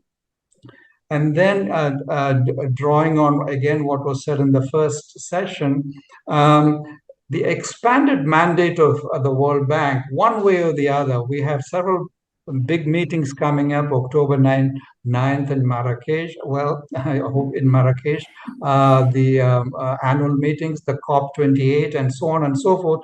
But the World Bank's mandate and role, so be also the multilateral development banks will increase, but it can't be just a doubling of what was done before, just that the scale is higher. It would be different, more impactful, more global in nature. And so that aspect of how to treat the expanded mandate probably is a central issue. It's not going to be more of the same, but at a higher scale, but rather a different and more impactful way of intervening. And then finally, we have seen over time the so-called great disconnect between project ratings and program ratings. Where does that come from? What is that? Why are projects doing well in some instances, but when you add them up, the programmatic country assessments are less favorable? So that really has to be turned around. Well, not necessarily turned around, fixed in a way, because we are looking at the programmatic side of things much more in the coming years. And so evaluations support for seeing the missing pieces that are making up this great disconnect, I think would be of great value. I wanted to wish everybody the best. This is my last chance to speak to you. Thanks. Well, hopefully we'll have a few audience questions. And if anyone does, you could go ahead and start lining up while I will tee up this question to Alison. And briefly, how do you see the role of evaluation helping with the evolution roadmap? So, look, I'll be quite quick, but I'll just say a few things. One is, evaluation has to focus on some of these big outcomes that the roadmap is looking to contribute to. We can't avoid that. And I think part of IEG's commitment to improved outcome orientation across the World Bank group requires that. But I would say that there's a lot of emphasis on scale. I do think that evaluation also has to keep a focus on distribution, that it's about who benefits, not just how many. And I think that evaluation in that sense needs to keep the institutions honest around their commitment to tackling extreme poverty and marginalization and vulnerability. Secondly would be the need to develop evaluation approaches and methodologies that put risk and the issue of risk much more central. I mean, I agree, Vinod, entirely. It's about also thinking through the response to risk. But I think we are in a very changed risk environment where no longer can it be the kind of paragraph that we attach maybe through an evaluation for, but we may need to start thinking again about some of our approaches to take the approach to risk, the understanding of risk, and how we mitigate and manage against different risks, and put that much more centrally. Thirdly, in the spirit of the doing the right things and doing them right, I do think that IEG has a continued role to play, and I think the roadmap is going to put a lot of these issues even more on the agenda in tackling and assessing how the enabling factors are coming together to help the institution deliver on the roadmap. So that is the commitments around cooperation and collaboration. What does that look like? How is it working? Is it delivering? This commitment to blending the country engagement model and work on global challenges much more effectively. IEG needs to be all over that to understand, is that working? What are the constraints? What are the opportunities there?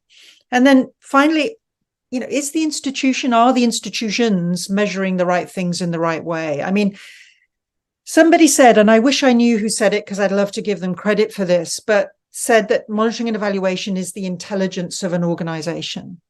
And for me, that speaks volumes. I completely agree for a start, but it raises the question, have we got the right intelligence for this moment? And by that, I mean, do we have the right kind of metrics and measures and processes and evaluation tools and methodologies in place to build that intelligence for this potentially epoch-defining moment, if you like. And I think that, I would say, is something, if I was in Sabine's shoes now, I would be spending a lot of time thinking about, have we got what we need, and has the institution got what it needs to be able to build that intelligence in a timely, meaningful way to help deliver on the roadmap? Back to you, Kate. Great, thank you, Alison. Okay, I'll open up the floor to questions. So start with you. Hello, my name is John Heath. I'm an IEG retiree. It gives me great pleasure to be here with old friends. My former boss, Greg Ingram, seated beside me here, once told me I had an edgy sense of humor. So I would like to ask an edgy question. Great. It has to do with the independence of the evaluation function. And I would like to have a response from Alison in particular, because she was once the head of an outfit in the UK, which was genuinely independent because it reported to the UK Parliament and not to the DFID, as it sadly was and no longer is. So the question, there are two things. The first aspect is not edgy. The second aspect is very edgy. So the first one has to do with the profile of the staff who work in IEG, both in terms of age and skills. So in the bad old days, IEG used to be a place where people were put out to pasture.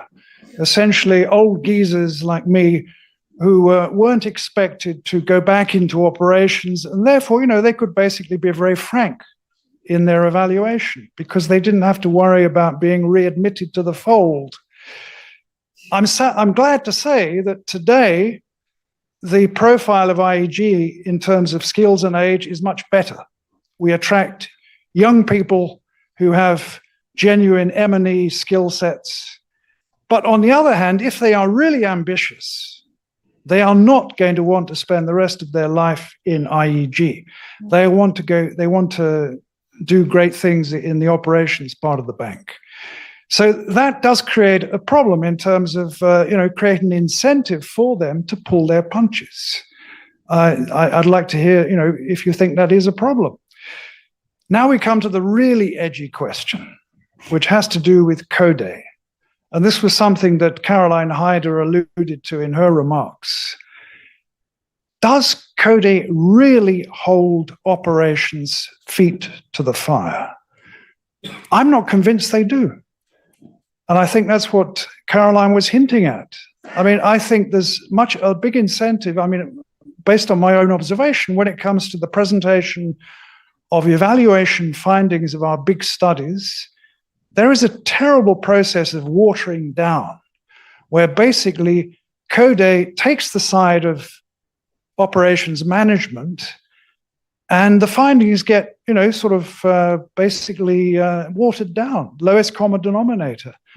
So, I wonder whether really Code, we say we're independent because we report to Code and not to the president, but I'd like to hear your thoughts about whether really Code does hold operations feet to the fire. Thank you very much. All right. Well, I always love an edgy question. For the interest of time, we'll go ahead and take your question as well, and then we will tackle them all.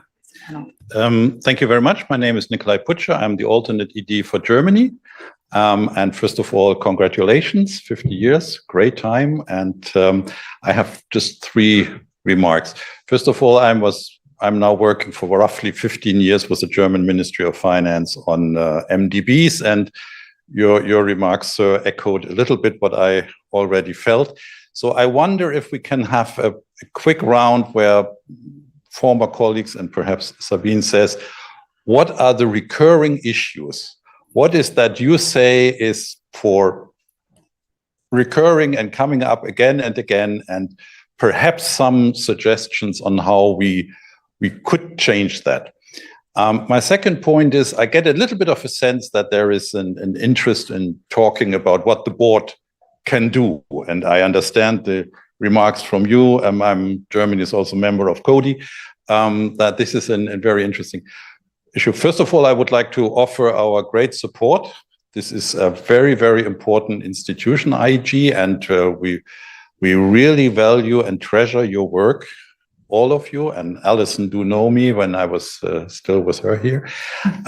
So please feel free to come when you have issues, when you would like to say.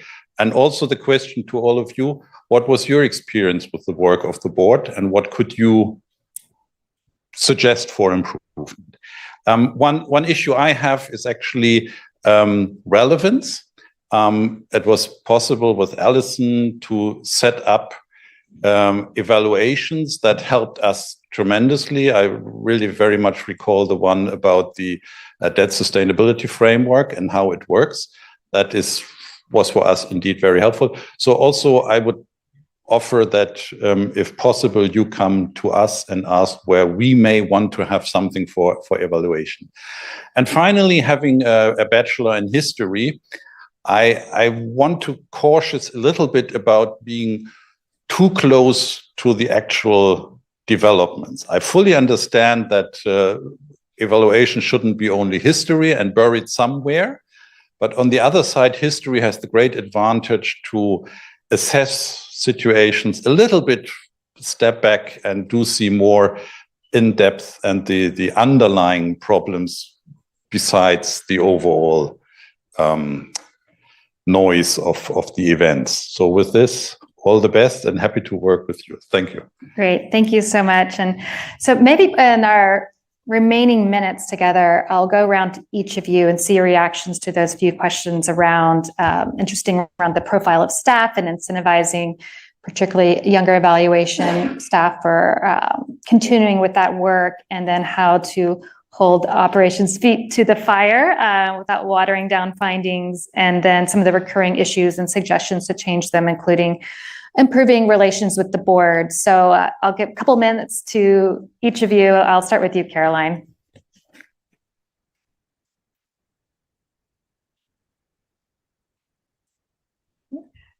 All right, there we are. Sorry, I had a little hiccup.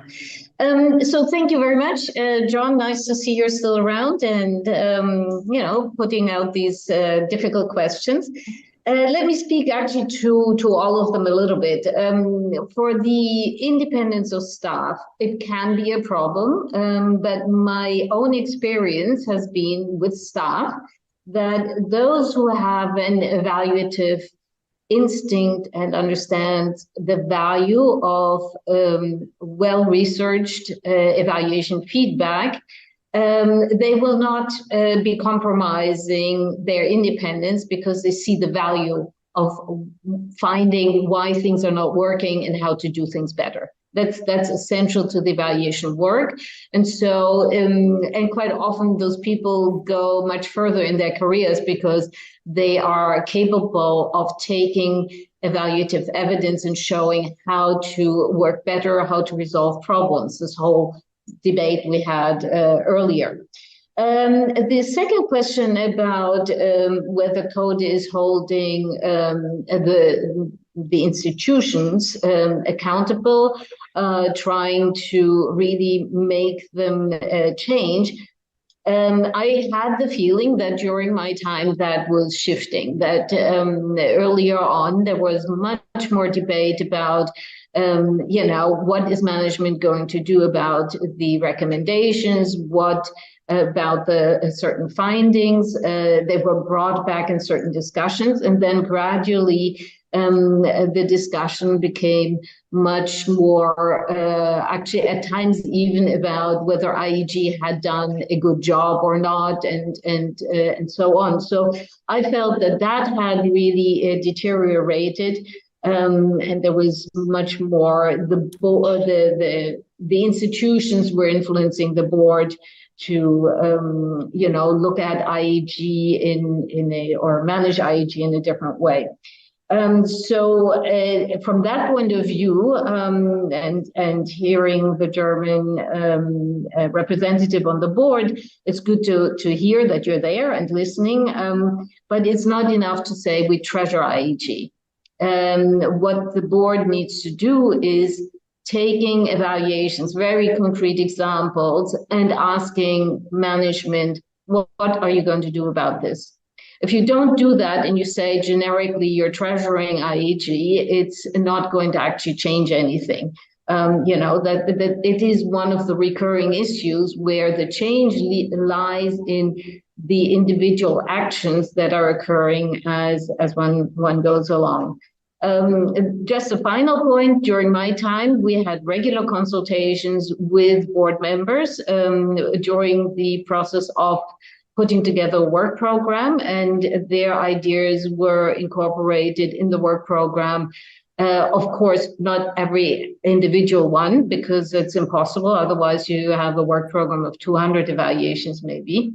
But at times there was also requests that might not have been the most pressing. And so we then took the consultations with the management of the three institutions, with the CODA members and external stakeholders in order to constitute a work program. Thank you. And we are running tight for time, but Alison, since you were named specifically, particularly in the edgy questions, briefly your response to those. Yeah, I'm wondering, John, why was I named specifically? But look, just very quickly, I agree with Caroline about the independence piece. I mean, maybe I was named specifically because I'm probably fairly infamous for saying that, independence is an asset for IG. It isn't a weapon that we yield or sort of weapon that we wield, and that actually independence comes through the safeguards we have in place, which includes a lot of staff training, a lot of quality assurance processes, a lot of methodological integrity, which ensures that the work that we produce is done under conditions of independence. But clearly, for my mind, I want people to take evaluative evidence and thinking with them wherever they go in their career. I don't believe that once an evaluator, you have to always be an evaluator. If you're going to go back and work in development, I really would like you to take the kind of mindset that we propagate in IEG. And therefore, I think that movement is actually healthy. But I completely accept and agree and spent time trying to reinforce the safeguards that we need to have in place to ensure objectivity and impartiality. Just quickly on CODI, the latest external review of IEG, I think, puts a lot of spotlight on the need for CODI as a instrument of the board to rationalize its work, to focus on fewer important priorities, to create more room to be able to engage in that accountability conversation with operations. It is an overwhelmed committee. They have too many things on their plate, of which IEG is a big one, but not the only one. And therefore, I'm less inclined to think that, and I certainly didn't have a single experience of Coady really working hard to water down the work that we did or trying to somehow disrupt or interfere. Yeah, they tried to get things on our work program. Sometimes they were successful, sometimes they weren't. But I do think getting enough of the reflective time of Coady and really being able to be part of the discussions with management in a sort of shared conversation, as we've now developed in the context of the significantly revised management action record process. I think that is the direction. There is room for candor there, and that's what we have to really underpin.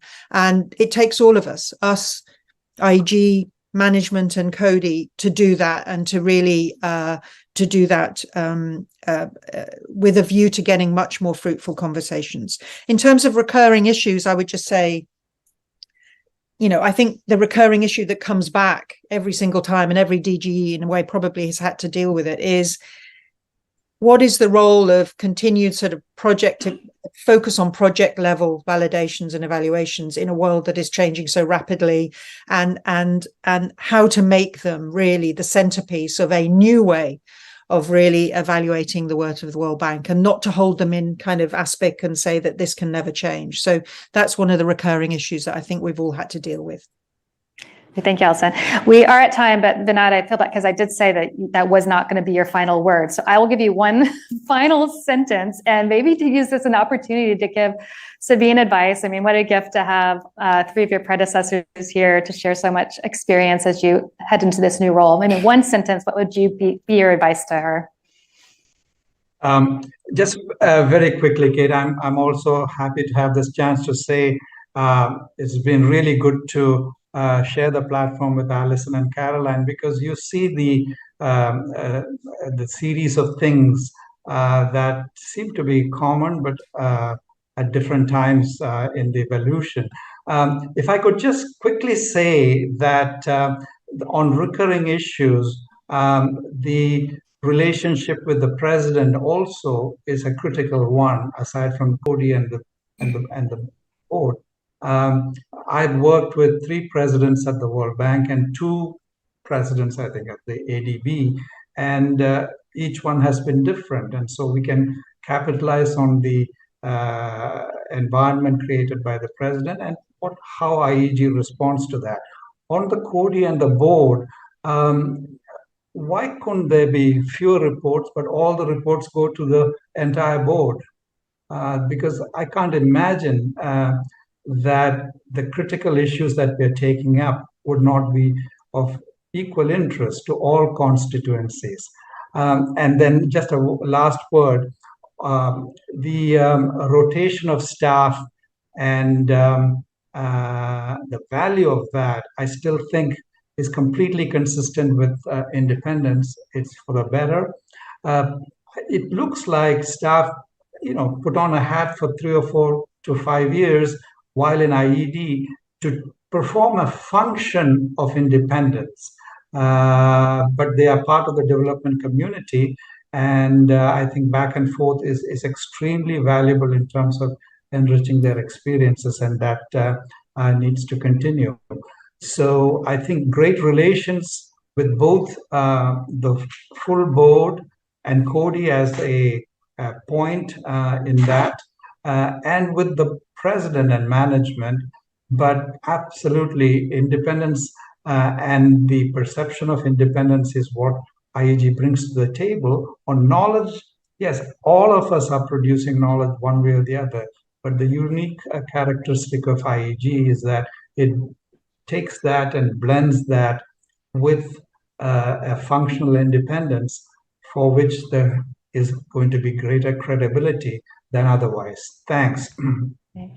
Great. Well, thank you all. And I think as Alison has said, that evaluation is the intelligence of an organization. And I think this panel was a lot of the intelligence of evaluation. So we really appreciate you taking the time to join us, and particularly for some of you late at night. So we will conclude the session. Thank you, Caroline, Alison, Vinod. We are going to break for coffee and then return for a fireside chat with Sergio Firpo, who's the Secretary for Monitoring and Evaluation of Public Policy in Brazil. But again, thank you for sharing your time with us.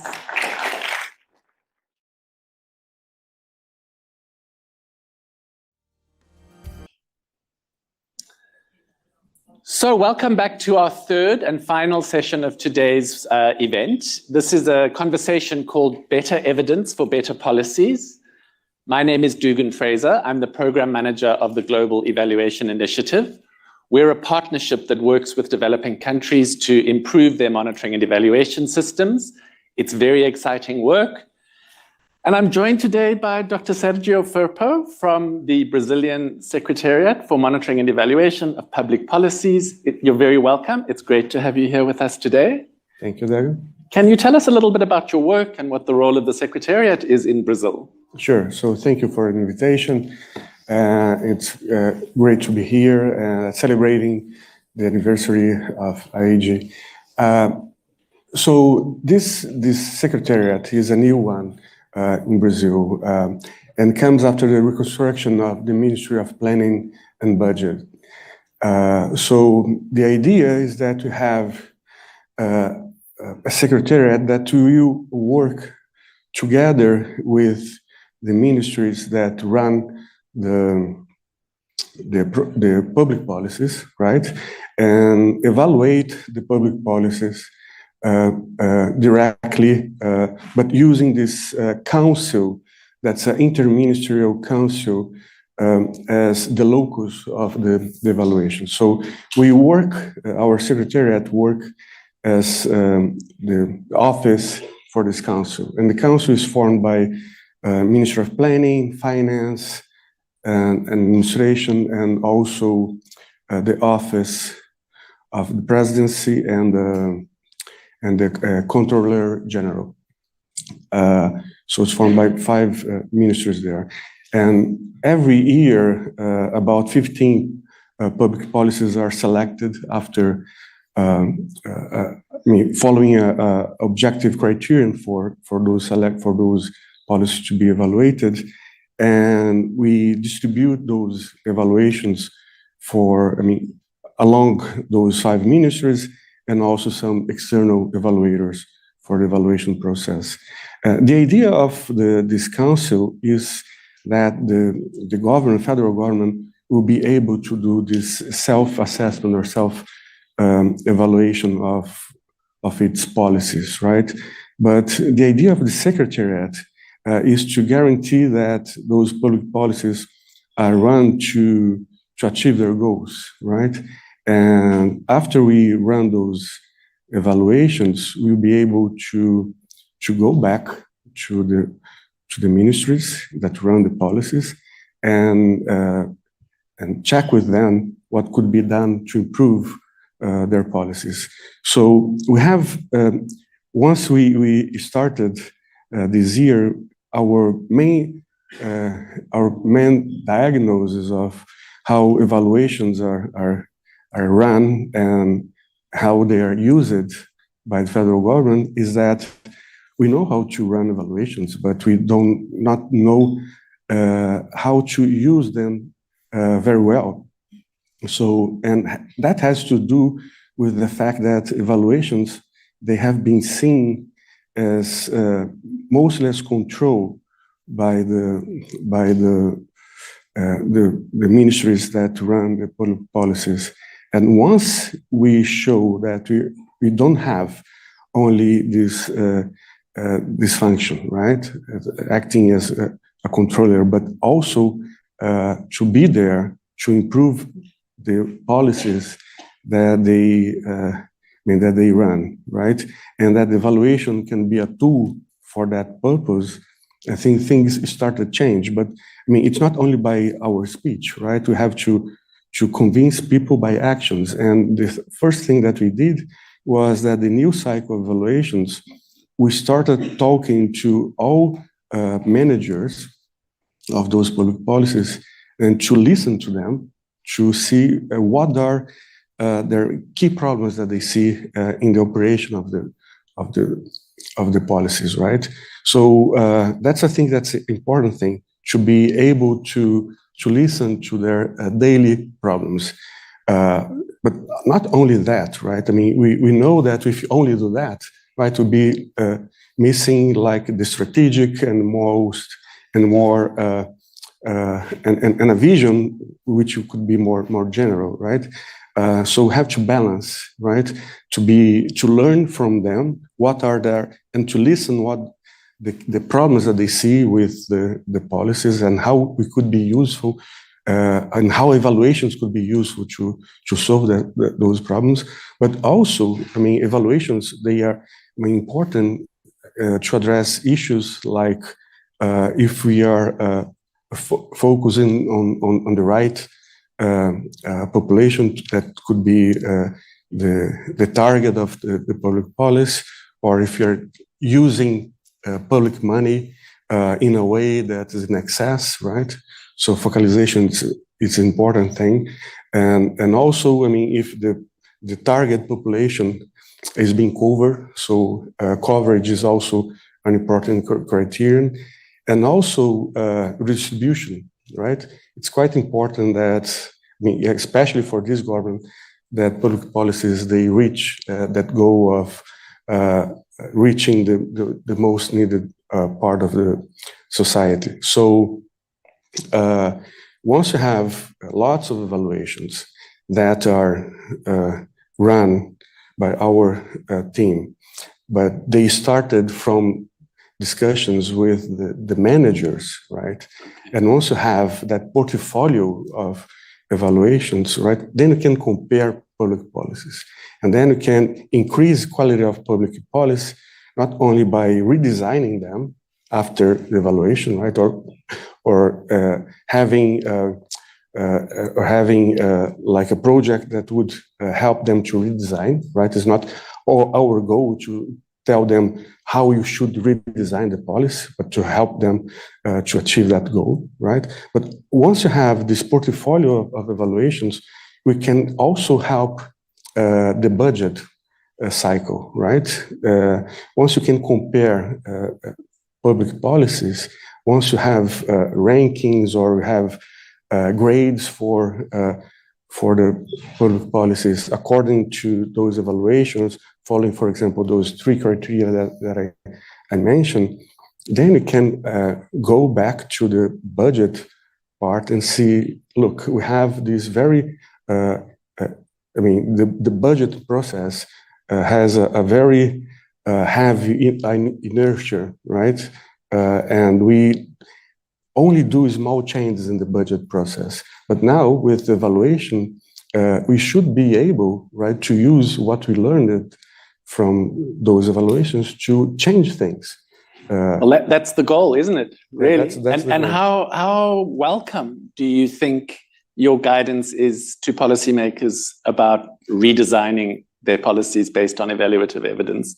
Well, it's not, I mean, I wouldn't say that's an easy task. No, never. Yeah, but I think that if you start with listening to them, right, and giving them protagonism and giving them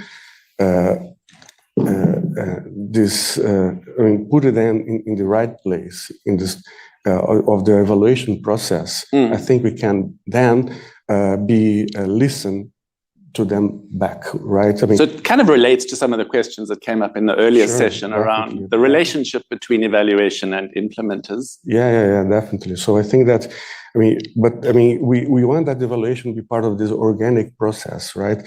And then that we don't come only top down, right? And with people that are from the center of government, but are not directly related to those policies. To the program, right? To the programs. We want to make them the managers part of this evaluation process. Okay, so that's a very interesting way of understanding evaluation. Tell us a little bit about the Brazilian context. Building strong evaluation systems is a generational job. It takes years of really hard work. Yeah. Why is it that Brazil has been so sustained in its efforts to grow strong country-based evaluation systems? What is it about the Brazilian context? Well, I think that's where, I mean, in a sense, Latin America countries are doing that, right? I mean, Mexico has a... Mexico is generally seen as a very strong leader, right? Exactly, but also Colombia and Chile. Colombia, Chile. Yeah, and and part of those evaluations, they're related to the process of spending review process, right?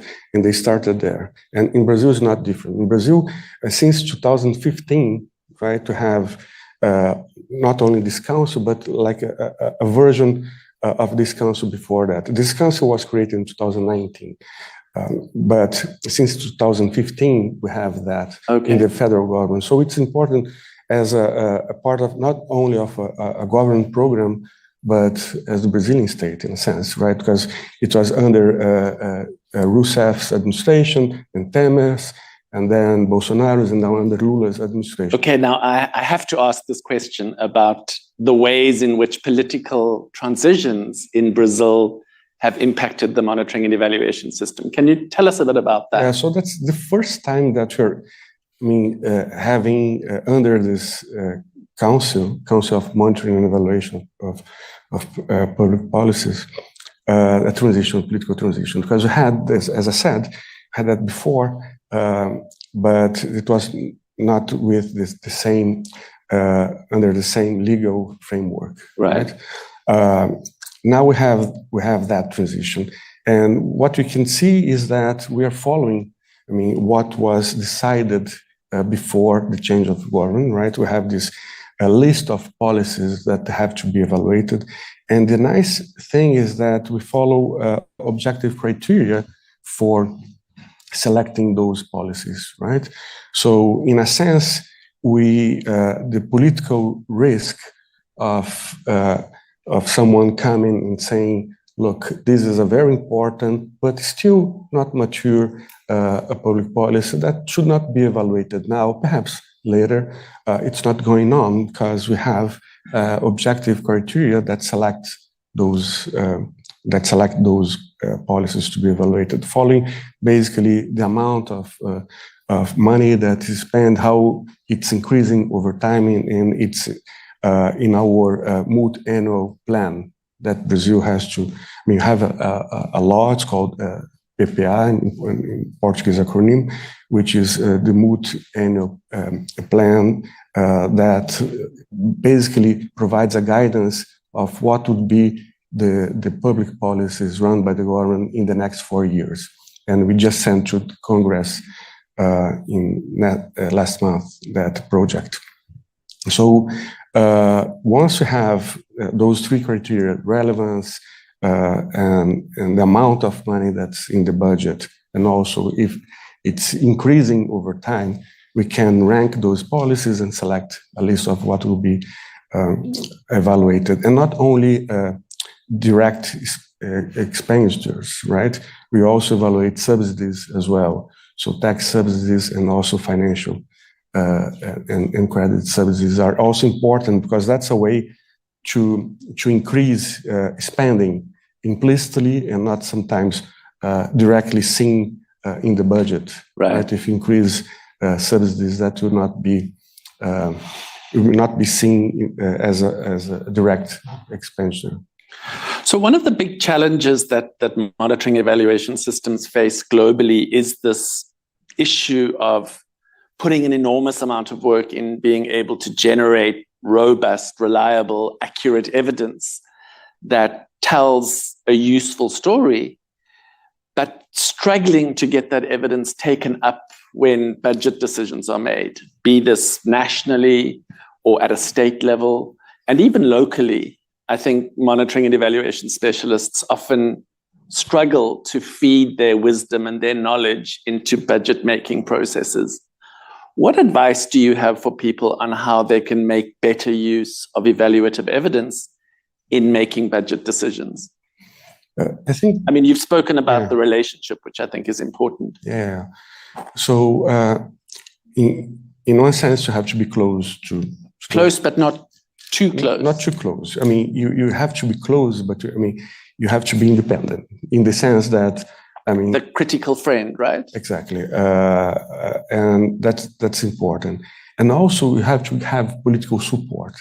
Tell us a bit more about that. What does political support mean? Political support comes from the center of government, right? So once you know, for example, that have a fiscal framework in Brazil, a new one, that puts for the next year the zero budget deficit. Right. So we have to have for next year at least. I mean, for our primary result has to be zero, and then for 2025 have to have a surplus of 0.5% of GDP and so on. So we have a target, right? So have to work from both sides, right? From the tax revenue part and also from the spending side, right? So we have political support in the sense that that's a very important agenda, and the Ministry of Finance and Ministry of Planning and other ministries, they are directly involved with that. And that was passed as a law last month. So we have to follow that, otherwise we'll not be following the law.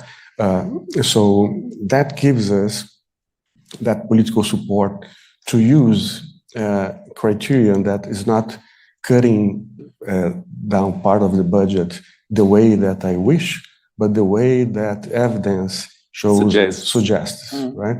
But you've been pretty amazing in surviving a political transition that basically removed this institutional setup, and then when the political environment changed, that institutional arrangement was re-established. So you've really played the long game, right? You haven't been dissuaded by these short-term events. Is that really the heart of it, is to keep your eye on the prize? Yeah, and also having the legal support for that, right? Which comes first from the political support, and then once you have the legal framework, right, that will guarantee that the evaluation has to be done, right? And also, which is why you've prioritized this piece of legislation that you just mentioned. Exactly. Okay. Now, under this new legislation, it also is stated there that evaluation has to be provided for under the annual budget project that we send to the Congress. So we have to provide evaluation reports that will be part of this input for the budget process. So we are obliged by law to do that. So I think that it's a quite important thing. So we can have support from other ministries that are running their policies, right? In a way to find a fiscal room for putting public money on the right projects, on those projects that you increase welfare of the citizens. So you've mentioned the sort of legal framework. You've talked about political support. Are there other things that you think are important ingredients to building strong national monitoring and evaluation systems? Yeah. So those are quite important. Political support is definitely a very important one. A sine qua non, right? Yeah, it's a very important one. But also, we have been running evaluations in Brazil for a long time. So we have created capacity for evaluating public policies, and also we have support from other agencies. So the World Bank, for example, helps us with lots of evaluations, and that has been quite important. And I would be remiss if we didn't mention our partner, which is the Center for Learning on Evaluation and Results. Exactly. So CLEAR is also quite important for that, in creating a capacity and improving the quality of evaluations that we have in Brazil. So we have now lots of people, either in the federal government or state governments, that were instructed by CLEAR that they were students from short courses at there. So that has been a very helpful and important thing. But also, I would say that the training is important, and spreading the training over, for example, universities, and right. That has been an important thing. And in a sense, also we have so many critical issues to be learned, right, and to be improved that attracts interest not only from Brazilians but also from people like us, in academia or here from the World Bank. So we have the environment of people doing evaluations, independent evaluations or academic evaluations. But I think that now I see the goal now is to use them, to use those evaluations, right? And that's the most important part now. The challenge is how to use those evaluations. So the one thing that we have been doing is we have those reports, those evaluation reports, that I say they're public, but no one reads them. Yeah. So what we did, so in the last month, we ran this one-day seminar, and we invited the 5 ministers that are involved in this council, and we started promoting the reports, or not the reports, but summaries of those reports. Right. It's a two-page summary. Okay. And visually, it's very infographic and visually beautiful. So when one reads it, you get a quick insight. Exactly. Right. And so we also invited Congress people. So we had senators and have deputies there that were interested in learning from those reports, and have had this theme on tax reform, which is now under discussion in the Brazilian Congress. So we had 2 reports, evaluation reports, that addressed that topic. So that was one way to address or to attract interest for the evaluation process, showing, look, the federal government has already produced reports, evaluation reports over those issues. Why is not, everyone looking at that? And then there was lots of media coverage. Exactly. So well, I think IEG finds the same thing, that if it can draw attention to its evaluative work on big strategic issues that are being discussed at the bank, it makes the evaluation so much more useful, and it really feeds the conversation in a really valid way. Yeah.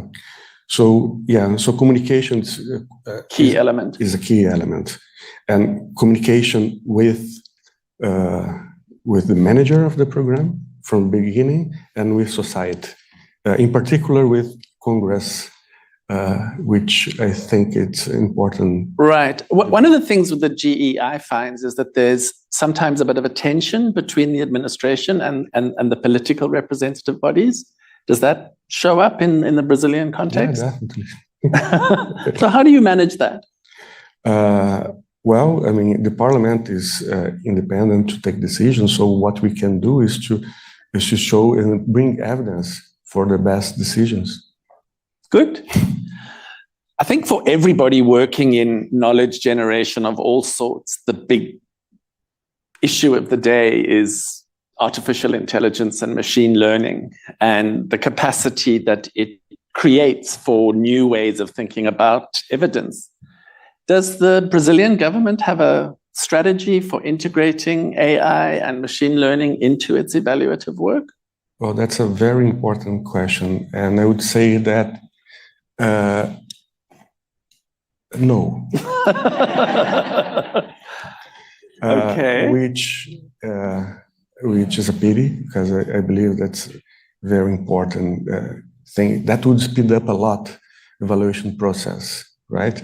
The way that we run evaluations in the government is, once you select the public policy, then we start those discussions, and then we have to ask access to the data.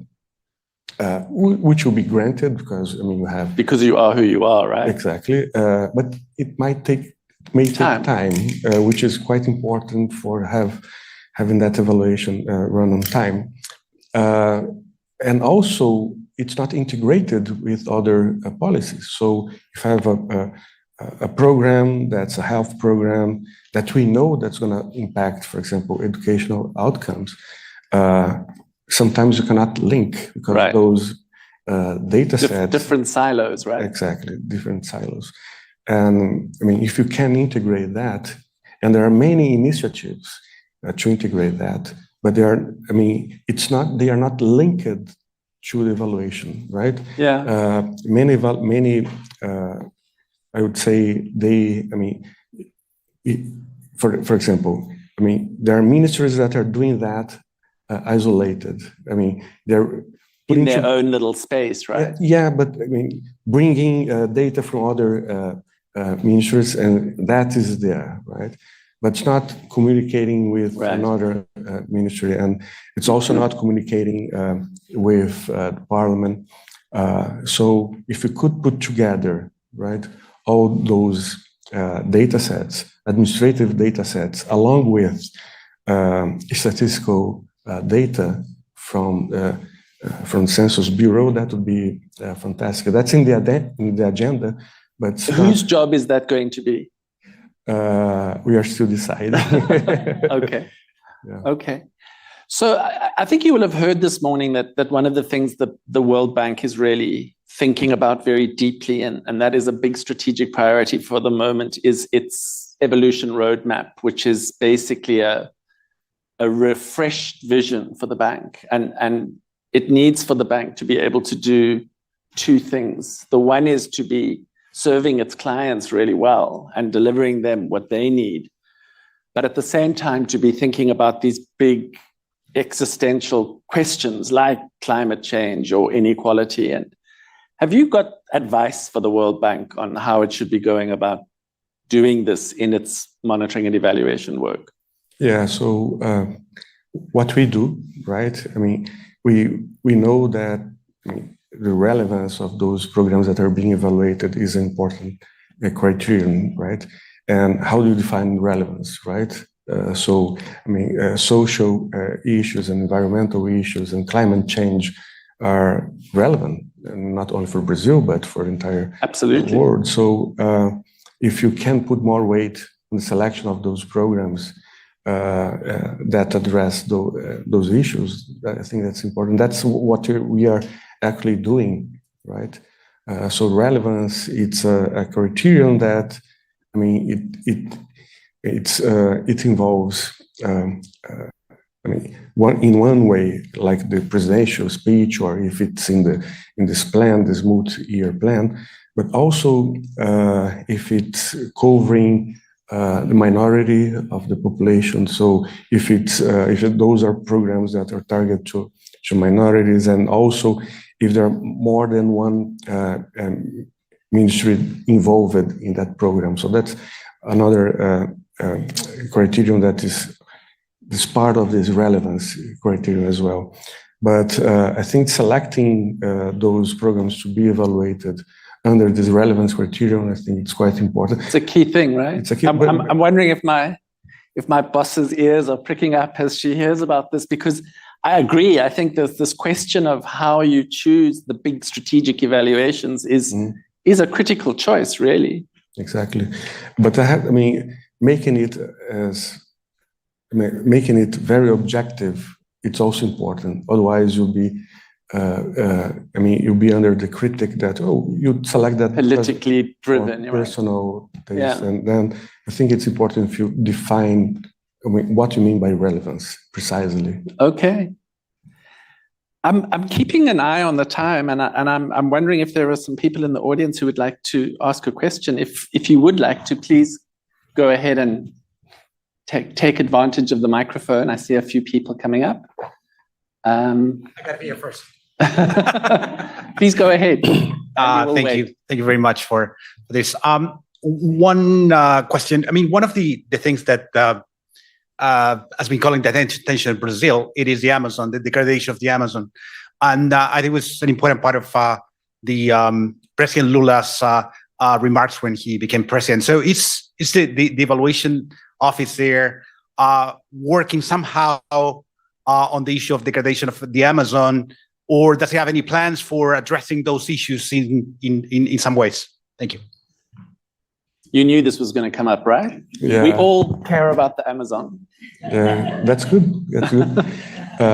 And no, that's a very important point. So let me say that in our secretariat, we have contributing not only helping this council, right, which is basically running ex post evaluations or evaluations on ongoing projects or ongoing programs, right?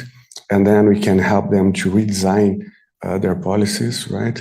But also we are helping ministries on ex ante evaluations of many programs. And the Ministry of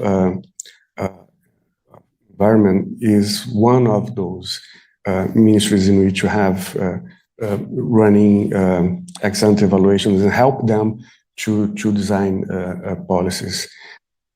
So yeah, that's part of our agenda.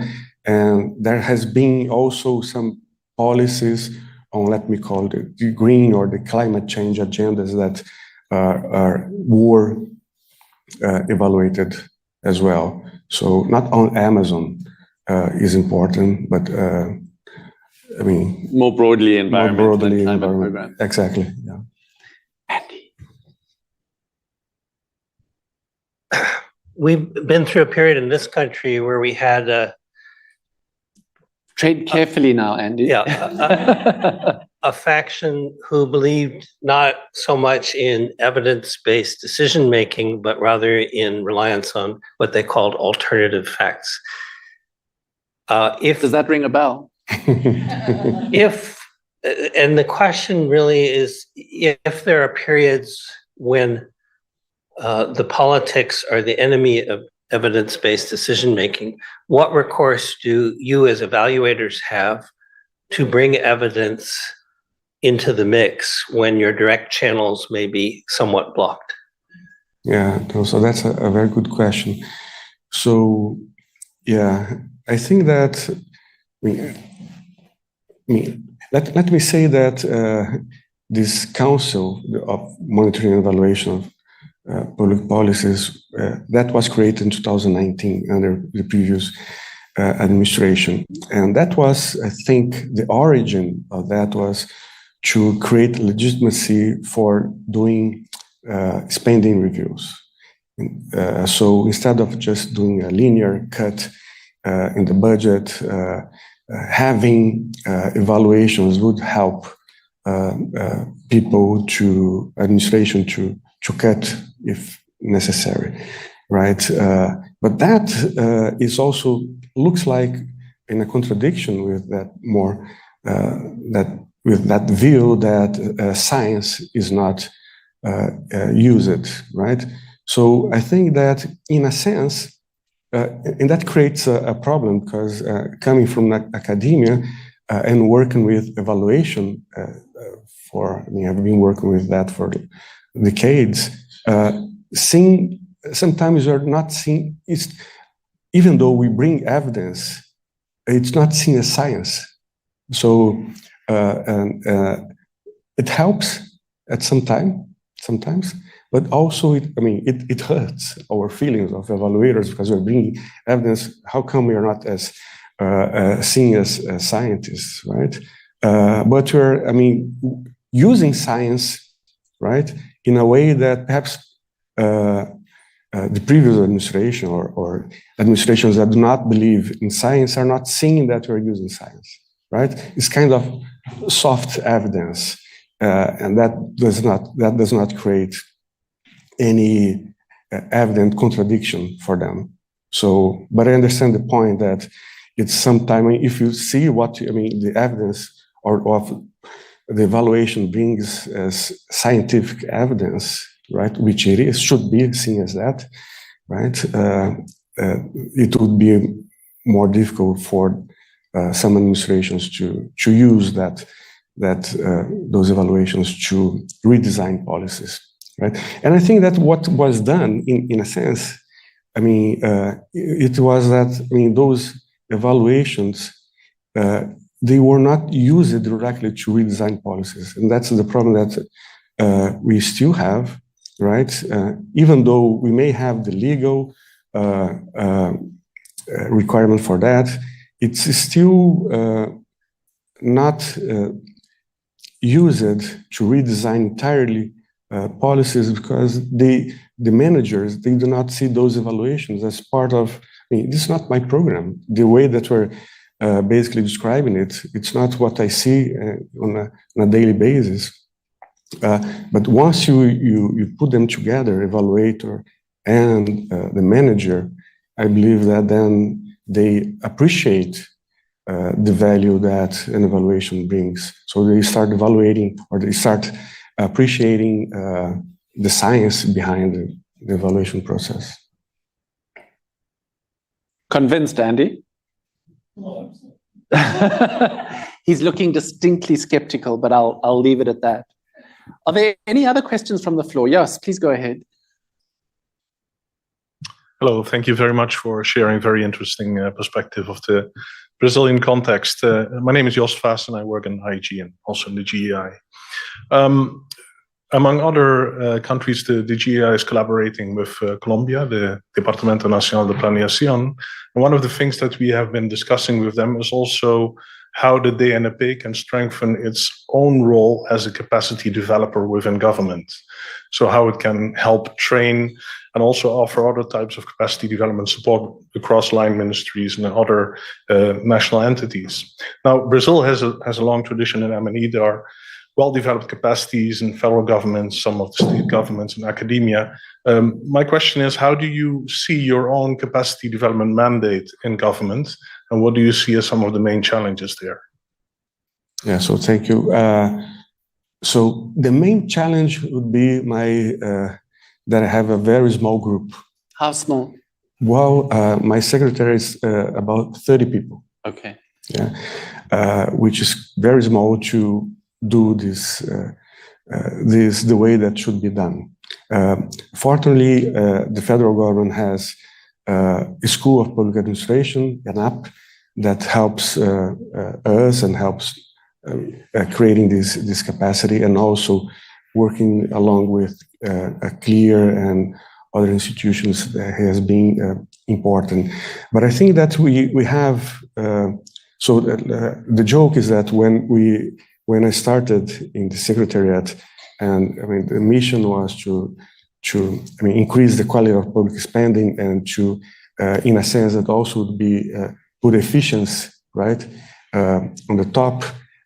They gave me the amount of people, right, that they used to have before in another department, but with the triple of work. Sounds familiar to many of us. So basically, to show how efficient could be worked.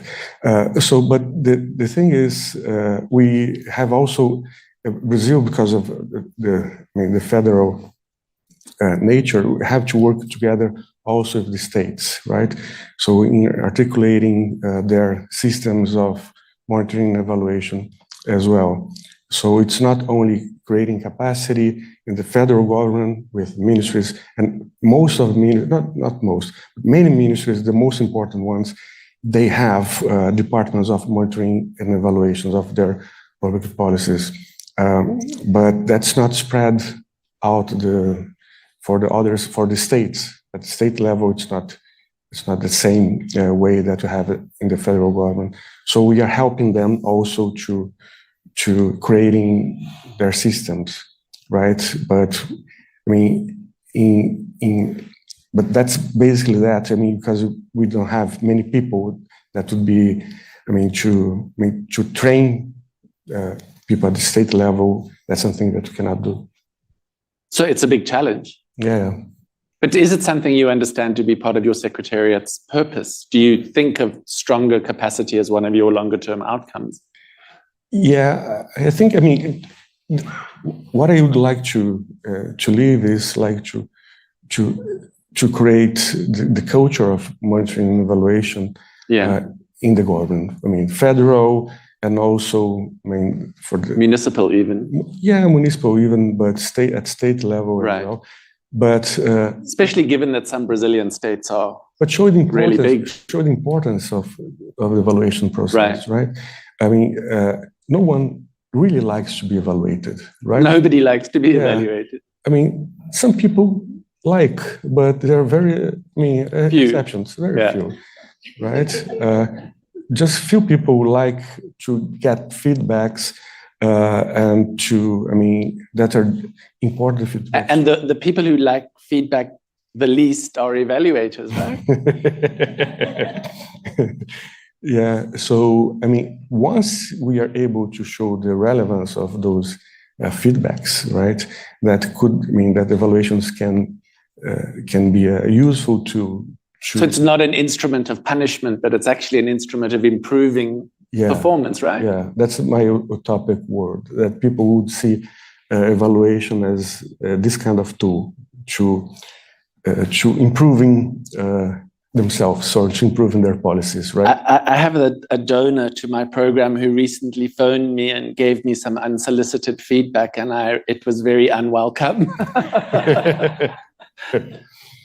We've got just a couple of minutes left, but one of the questions we got online was to ask you, what do you think the role of development partners is in building stronger M&E systems? So from where you sit, what do you want Brazil's development partners to be doing? Well, I think that, we learn a lot from those partners, right?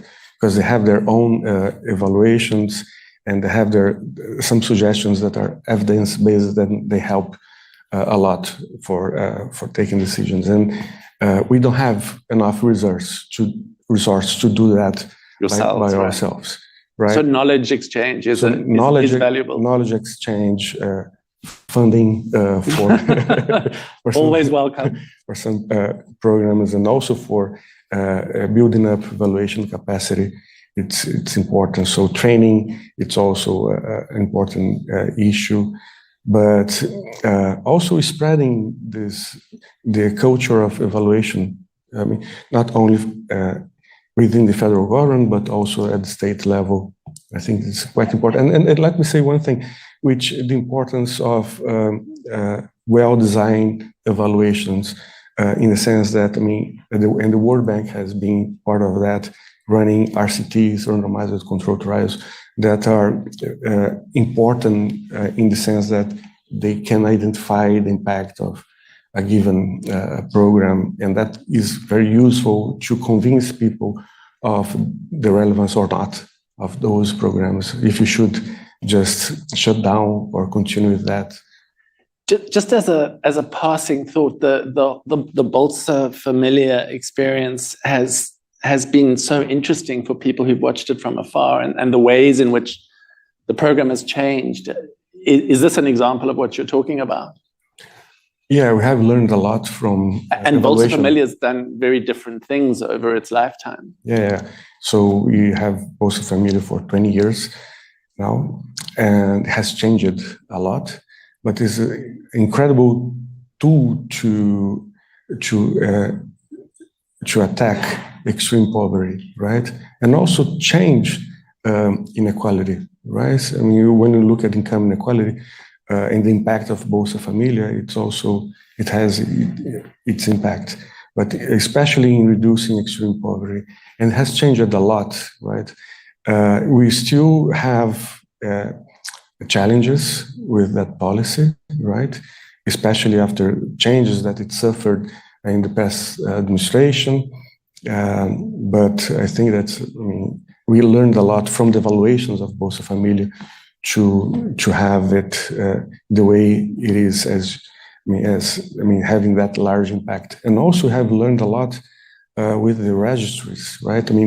Most of the evaluations that I'm mentioning, they're based on administrative data that rely on having a cadastro or the registries being very well done and have improved, reliable, and have improved that a lot over the last months.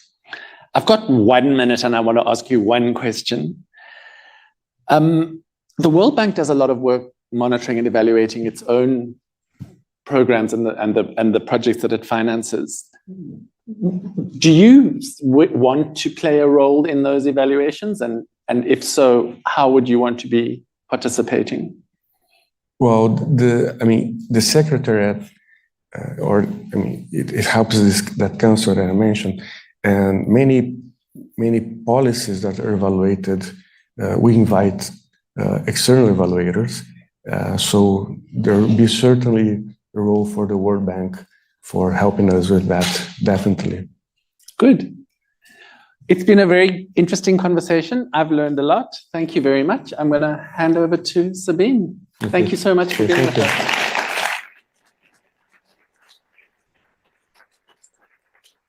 So thank you very much, Sergio. Thank you for this very rich and candid, I think, conversation. I found it very interesting. And thanks for coming from Brazil all the way to this IEG at 50 inaugural event.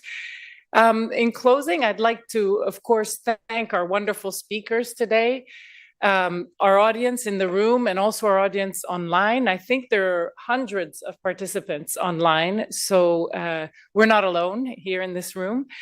I found the conversations incredibly rich and inspiring. They really gave me a lot of food for thought as I take over the leadership of IEG.